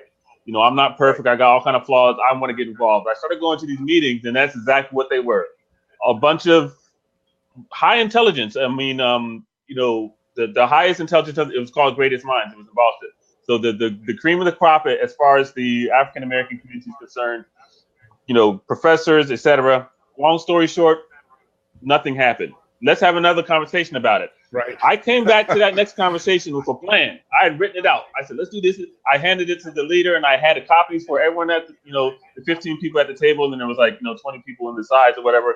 And I don't know what his issue was. He was like, oh, this is okay. And some people wanted, but he was a leader. So I guess it took down his authority a little bit, and he didn't want to be seen, somebody else doing it. Right.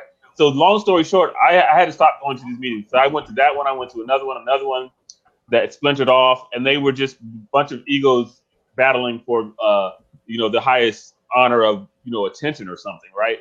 And it took me actually going to a small group of just 10 people that we actually said, okay, what are we going to do? All right, let's do it. And that was it. Okay, I'm gonna jump in here. A few things. Dr. T, Dominique says sometimes the low-hanging fruit just wants to hang low. Those are the people, Dominique, that when I mentioned there's some people we just have to stop paying attention to. All the whole low-hanging fruit doesn't have to be picked. Some of it just can rot. There you go. And Ricardo McCrae says he's dealing with the same thing in Toronto, Canada, when it comes to Caribana. And he asked you, how do we deal with it and move forward? And you say, stay on it. You want to expand on? Well, I think Ricardo's comment and Dominique's are almost the same. And I hate to keep throwing religion into it, but it's my base. If the Jesus that we all pray to came down to save us and give us the opportunity, understand one thing. He never said, I'm going to save all of you. He said, I'm going to give you all an opportunity to be saved. There's a difference. So a lot of times when we go on our missions, we have to be realistic about the fact of what it is, one, we're after, two, our capacity to what we can achieve, and three, that not everybody's going to make that journey. Because if he can't do it, I don't know what the hell you expect Dr. T to do. I don't know what you expect Will or Dr. Vibe or Ricardo or Dominique to do. The only thing we're accountable for is our motive and our effort. That's what we're accountable for, our motive and our effort. And as I said to someone, I had a dialogue, it was a debate with a group of people who were blaming President Obama for the hope and change mantra. And of course, 8 years later, they're playing armchair quarterback and things aren't the way they would like them to be and conditions are bad. And you know how that plays out. So I listened to it and I finally said, what were you hoping for? And they told me, and I looked at the other person. I said, and what were you hoping for? And they told me, and they were totally different. And I shared what I was hoping for, and none of the three of us were on the same page. I said, so how in the hell, it's just three of us sitting here, was he going to meet all of our hopeful dreams? What he said to you was that you have hope. And he also followed it up with, you are the ones we've been waiting for. He told you that up front. But you seem to forget that part, because I saw someone mention accountability, because you're not accountable. You keep still waiting for that savior to come and fix your circumstances, not realizing that you are a part of that savior complex. You are part of whatever it is you're waiting for. Sometimes you may be it. You may be the catalyst. Will, as you described, you've been the catalyst. You've had to be. And sometimes presence is everything. Sometimes presence is sometimes all people need to be motivated. Yeah, and I wanted to share this one thing because you mentioned it. People want things, they don't know how to get them, right? And so you mentioned the planning, like they don't know how to plan. You know, when I was working in Boston, that's what our organization did. We went and we created, we helped communities organize a plan around a vision and connect it to resources, right? And so that's actually the missing piece. I call it sophistication, right? Everyone's all motivated and they're pumped, but what do we do? Like, how do you actually get from this great passion, right, or even this inspirational vision to actually something actually tangible that has happened, right? And so in those situations, it's good, to recognize that you don't know, right? Do some research. I mean, I got a couple documents. There's one great place is the Kellogg Foundation. There's a couple other foundations, Creating Space for Change. Is because I looked up a couple of things after our last conversation, Dr. Rod, that I wanted to share. But it's because, so I'll give you an example. In Boston, we had a development. So community development and community organizing kind of go hand in hand, right? And so that's what they brought me in, because I'm good at community organizing and getting the voice of the people. However, they have learned that, okay, we can't just develop the physical space, right? We have to start to think about the people, the environment, the health.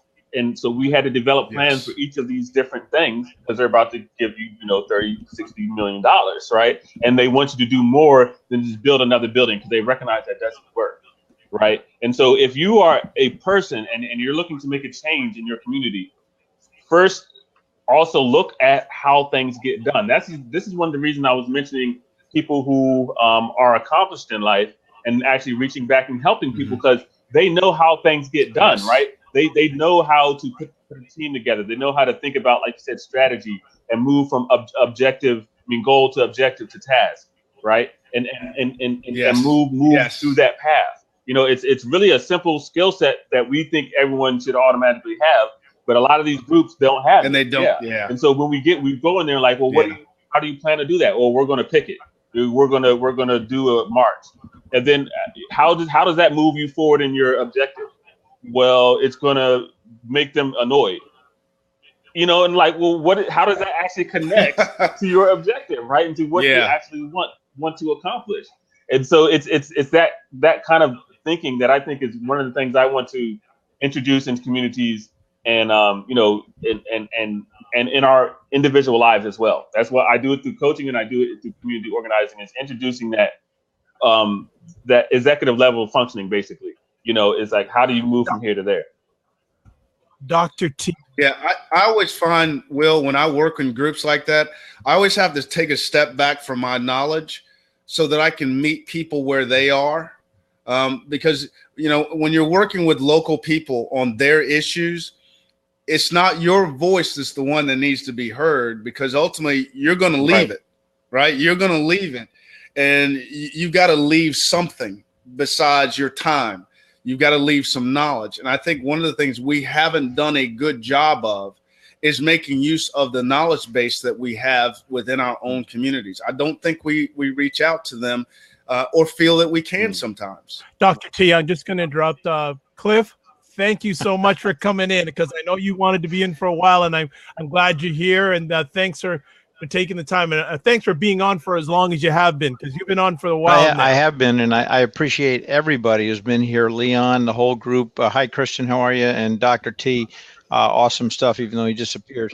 Oh, why did Dr. T come back on? Dr. T, come back on. I have that effect upon me. I'm still here. There's a couple of things. I know we're going to wrap up in a little bit, so I don't want to get him on a rant or anything here. But one of the things that, and for you guys that don't know me, a lot of you people probably don't. Leon does, and Doctor does.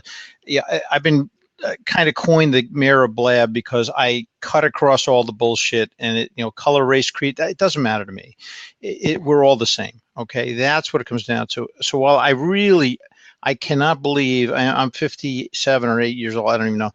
I've been here. I grew up in the 60s because my sisters grew up. All right, they're 10 years older than my brother and I were. So I grew up early, and then I grew up in the 70s again, right? And then I got into the real world after college. But I cannot believe, honestly, I'm not privileged or anything. I worked for all my money, and I didn't get any silver spoons or handouts anywhere. I figured out at 19 years old that this world is about relationship. And to watch what happened in the 60s and then the 70s and so on and so forth. And we're in 2016, and I am aghast at this whole conversation, not just this one, but everything going on, blue, black, all of this stuff happening today. I can't believe we're still talking about equality for color or anything like that. But I'm not, I'm shocked for my humanity, not for right reality. My brain figures it out because we got a bunch of boneheads running around trying to separate everybody by different groups and boxes. And that's really, if you want to look at it, and I'm just trying so hard to figure out in this crazy year with Trump and Hillary, all this stuff going on, and watching the shenanigans going on over there in Ohio and whatnot.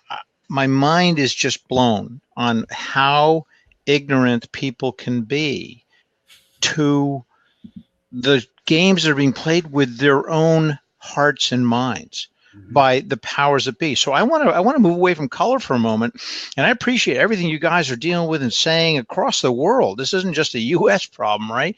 This is everywhere, and it really is. And Dominique said something there. It was point on, and that's why I wanted to jump in right now, Doc. I didn't really want to jump in early. It didn't feel right, but that this is beyond color. This cuts through to what is going on. What is really driving this breakdown in society? Why are these walls there? They're not there because Trump's been in power. He hasn't been. And even if he, blah, blah, blah, we'll talk about that later. But the reality is these walls are put in place so that we continue fighting each other. We continue, I don't care if it's black and white, blue, that we distract everybody from the nonsense that's going on. And I say that nonsense is a very light word here. The bullshit and crap that goes on, not only in our government, but every other government around the world, whether it's left, right, dictatorship or whatever, they're all, the deep state is really deep, no matter where you go in government. And here in the U.S., it's driven by corporations and money and banks, of course. So you got a triad that drives all of this stuff that keeps us in this race war, whatever you want to call it in a particular day or moment, and keeps us at each other and disturbed. And the people who have a bigotry kind of background go deeper into that. The ones that are feeling like their guns are being taken away, they're going to buy more guns. It's just such a quagmire of noise. And of course, it's all fed by the machinery of entertainment. And this is of course, as we know it in the world right now, news. And we know it's not news. So you've got this triad of power, and then you've got it being fueled by more greed and money driven into the entertainment industry. I'm not going to give it the word news again because it's not news. It's excitement, and every day people want more and more and more crazy stuff. So it's all feeding this machine. And I really hope, and I don't hope a lot, I don't wish a lot. I like to get my feet in, get my hands in, and help and make people come together and realize that we're not different. I'm no different than Dr. T, Dr. V, Christian, no matter where you are, where you come from, we all got our stories, but we're all the same. We're on this blue ball rotating around all the same. And the rest of this separationist, and it really concerns me that people are more than Trump and what he's saying and not saying and his brain or whatever. that people are actually behind, or pushing forward this agenda of hate and discrimination and the ridiculousness. It puts us back 1,000 years, not 20 or 30 or 40. So anyway, that's my general thing, is that we have to look at this as it's really not black versus white or privilege versus this. Yes, there are those things. Those are real. It's still real today. I can't believe it, but it's real. But my reality for everybody is that we are enslaved. I'll use the slave thing that keeps coming up with Dominique. We're enslaved by what the power structure that's in place. And yes, in general, if you want to take color versus white and privilege, yeah, there's definitely chunks there that there's different levels, but they don't care what color you are. They want your money. Cliff, yeah, go ahead. I wanted to push back a little bit on this because Okay. I think it's a distinction that could yield some enlightenment to this thought, and that is, I don't really feel that there's this power structure that is oppressing and dividing everybody. Now, I know that's controversial, and the reason that I'll say that is because everybody and every organization is built on self-interest, right? And what they're doing is actually looking for their own survival, right? And so when every different person in a group that you mentioned, whether it's the NRA, the Republicans, the Democrats, the entertainment industry, the financial industry, they're all looking. They're pushing their own self-interest. And a lot of those self-interests align, and that's where you call it a power, the powers that be, or so to speak, right? Because you're seeing where they overlap. However, they're not all united in the idea that they're all having meetings and all. No, I never see performing the strategy. Yeah, I know you didn't say that, but you. a lot of people think this way, and the reason I'm bringing it up is because if we're sitting around thinking that all the rich, powerful people are kind of having a meeting and impressing us, then we're giving them way more power than they actually have. They don't have that level of agreement. They do have just a powerful self-interest that they're focused on, right? And so, like when you think around it that way, you can kind of distill why they're actually doing what they're doing and look for ways to counter it, or actually bring in your own initiative that can bring the counterbalance. Because when you make it too simplistic and group them in one big group, it makes it kind of to me unrealistic and unmanageable. Oh, right? But when you look at I agree. I agree.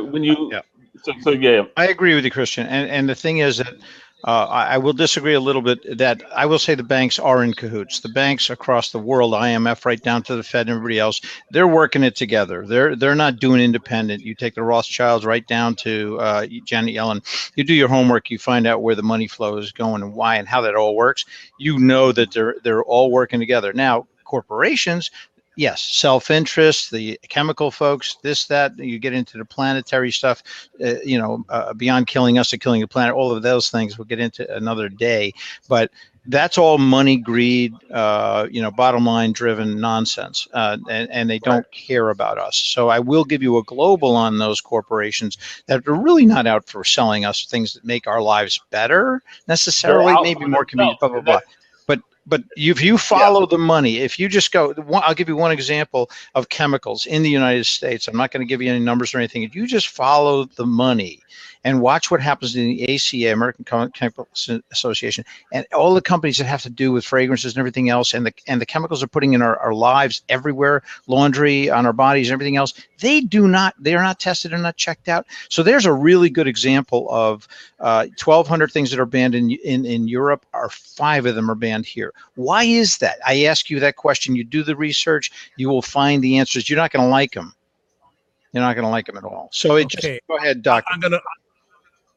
I'm gonna shut it down there. Because we're getting to another topic, which I will host another conversation. Let me wrap it up real quick. So the reason I brought up self-interest is to actually encourage our own, right? Because it is when we get clear about because the most of us, the things that we want don't hurt other people, right? They actually, what we actually want, like you said when you first came in, Cliff, is we want to get along. We just want healthy and happy lives. And it's not like we're looking to take away from other people to get that. We actually want to work together, as Leon said. We want to build that community, right? And so when we get clear that we can actually exercise our own self-interest in this regard, then we can start to systematically actually dismantling these other systems. Like, I agree with you about the banks and the corporations and all that other stuff. However, they are working together on a specific self-interest, right? And so when we start working together on our own self-interest, we can create a more stable society that actually benefits everybody. On that note, I'm going to leave the last words tonight to Dr. T, who rocked the house tonight. And I mean, thank you so much for taking the time, because it's not usually that was just because I had all that Benadryl this afternoon. That's all. No, but you're not. I've never had you on live this late before. Usually it's like, bam, 9:30, 10. Yeah, I'm out. I gotta go. Right. So I really appreciate, and I feel that everyone appreciates what you've had to share tonight. I'd like to get some final words from you in regards to what the Blacks want and why. And also, I'll make sure I save up my shekels to have you come on and get the Snickers bars, the Doritos, etc. for you and it will. Man, don't do that. Don't do that, because I already know if you do, I'm gonna have to do something else. So don't do it. Don't do it. but just some final thoughts in regards to, and we will get Dr. T back on sooner rather than later, and he will just have we'll focus on the education. We'll just focus strictly on education, and that's what he will focus on. Well, first of all, I want to thank you guys for giving me a seat and letting me jump in here tonight. I enjoyed it. I would have enjoyed this had I been an observer, because I think one of the things that was brought to the table when we talk about what the answer to the question of the show, what do Blacks want and why? From my perspective, I want us to have these purposeful discussions so that we can get better clarity and understand that the monolithic group and ideology and behaviors that have been presented to us through the media are not real. And I think this is how we can connect deeper on a deeper level about who we are as people, so that we can connect with other people and feel comfortable showing them who we are as non-monolithic people. I think that's very important. I think the other aspect of what I would want us to do is to start focusing on and taking these conversations within our communities and start small. I think many times when I see real change happen, it's not because people who walked out of the room all agreed to do something. It's when they start watching somebody in the room actually do what they said they were going to do. That's when things change. I've never waited for people. I've always left people behind. I've stopped enough to let them catch up, or left the breadcrumbs where they can find me. But I'm going to tell you something. The minute you stop doing something because of someone else's inability to do it, you just doomed them and you. You basically just joined in and said, we'll die together, but you're going to blame them for your death. They already made the decision to die. You just decided to die with them. And I've never decided to die with anybody. I'm not going to die with you unless we're dying doing the damn thing together. Right? And I think that's where we have to be. I think we have to have that bold of a talk, that bold of an approach, because the situation is dire. We're at the precipice. And in my view, and maybe it's just because I'm 52 years old, looking at the downhill side of life going, are you kidding me? I was born into this strife. I'd be damned if I'm going out in it. So that's where I have to be. And it's just not beyond me. It's about you guys and your families. I want those for you. I'm looking at Van over here. I know we've had many discussions and he shared things about it. I want those things for his kids, even when I'm gone. But within our community, we have to be willing to have the honest conversations, start closest to home, which is in your home, doing what you say you want outside of the home, in your home first, because that's where your credibility is, one, and two, that's where your practice is. You have a reference point. And without that, it's just the same old, same old. Wow. Wow. That is powerful stuff to end off with. And again, Dr. T, I'd like to thank you for taking the time to share with the audience. We are going to get you back. No, thank you guys again. No, and don't, Mayor. I know you. Thank you. I know you have a way of clicking off fast. Don't click off so fast. I'm not clicking off, brother. I'm not. All right. How can people touch base with you?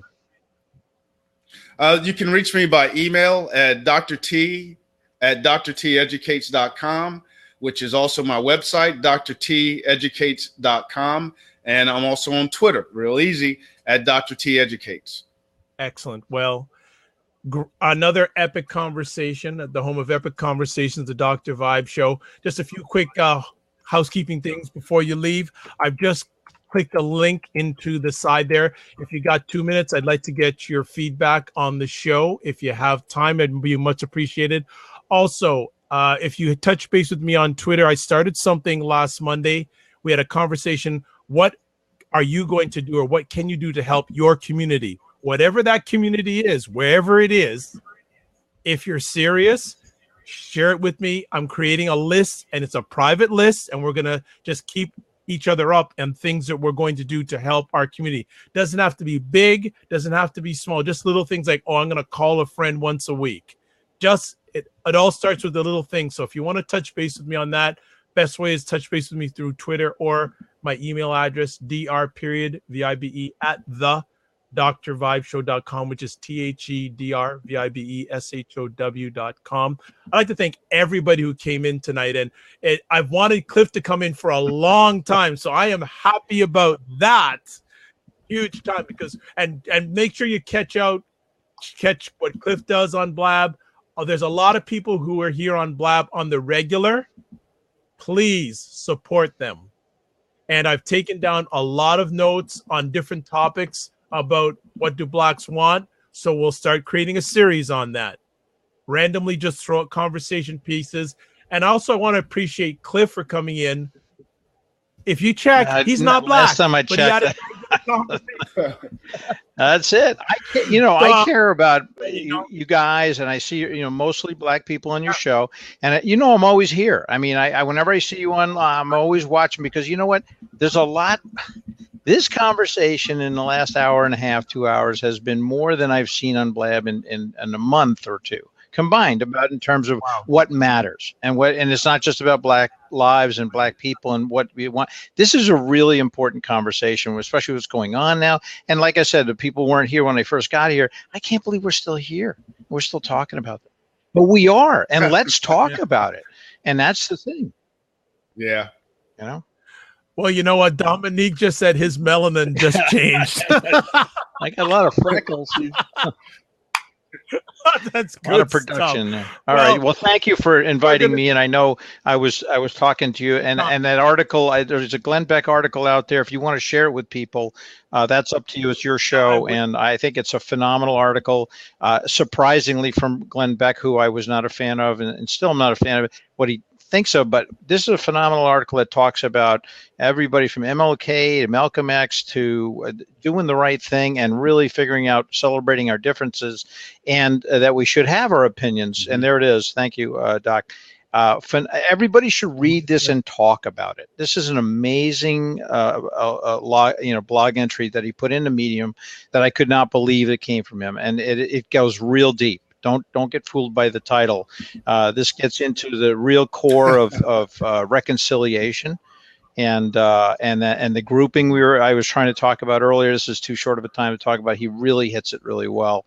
And again, he doesn't agree with other people and blah blah blah. And he's really put his hat in his hand and an olive branch in it. Thank you so much for inviting me. I'm gonna push myself out. Back to the chat. Thanks, guys. Good to see you, Christian. Dr. T, you're awesome. First time seeing you. I want to see you again. Thank you, and brother. Dr. Vibe, you always put on a show, man.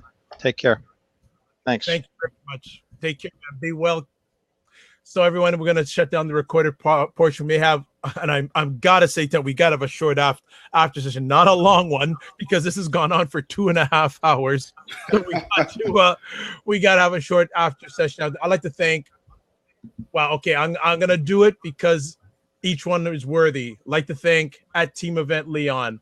Thanks to Lynn Jones. You've been on since the beginning. Thanks to Ahmed. Thank you for allowing me to do this conversation night, because we were supposed to do one offline. Thanks to C. Will. Thanks to Cliff. Thanks to Dante. Jonathan, Dr. T, Stephanie, Q, Ricardo, Rashim, Tony Cube, Van Gogh, Barack with a Q, not a K,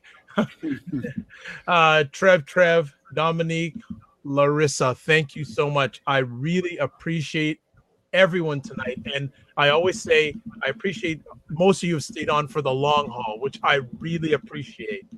So it's appreciated, not taken for granted. Stay in touch with me. If there's anything I can possibly do, shout me out. But carry on these conversations with other people. You know, this has been an outstanding conversation, and more to come, because Dr. T is coming back soon, and he's gonna rock the house when he talks about education. So as usual, I'd like to say, Dr. Vibe Show, host of Epic Conversations. You're blessed and highly favored. You're a magnet for miracles, and you're a solution for someone's problem. God bless. Peace be well. Keep the faith, and catch you on the flip side. Bye-bye. Good night, everybody.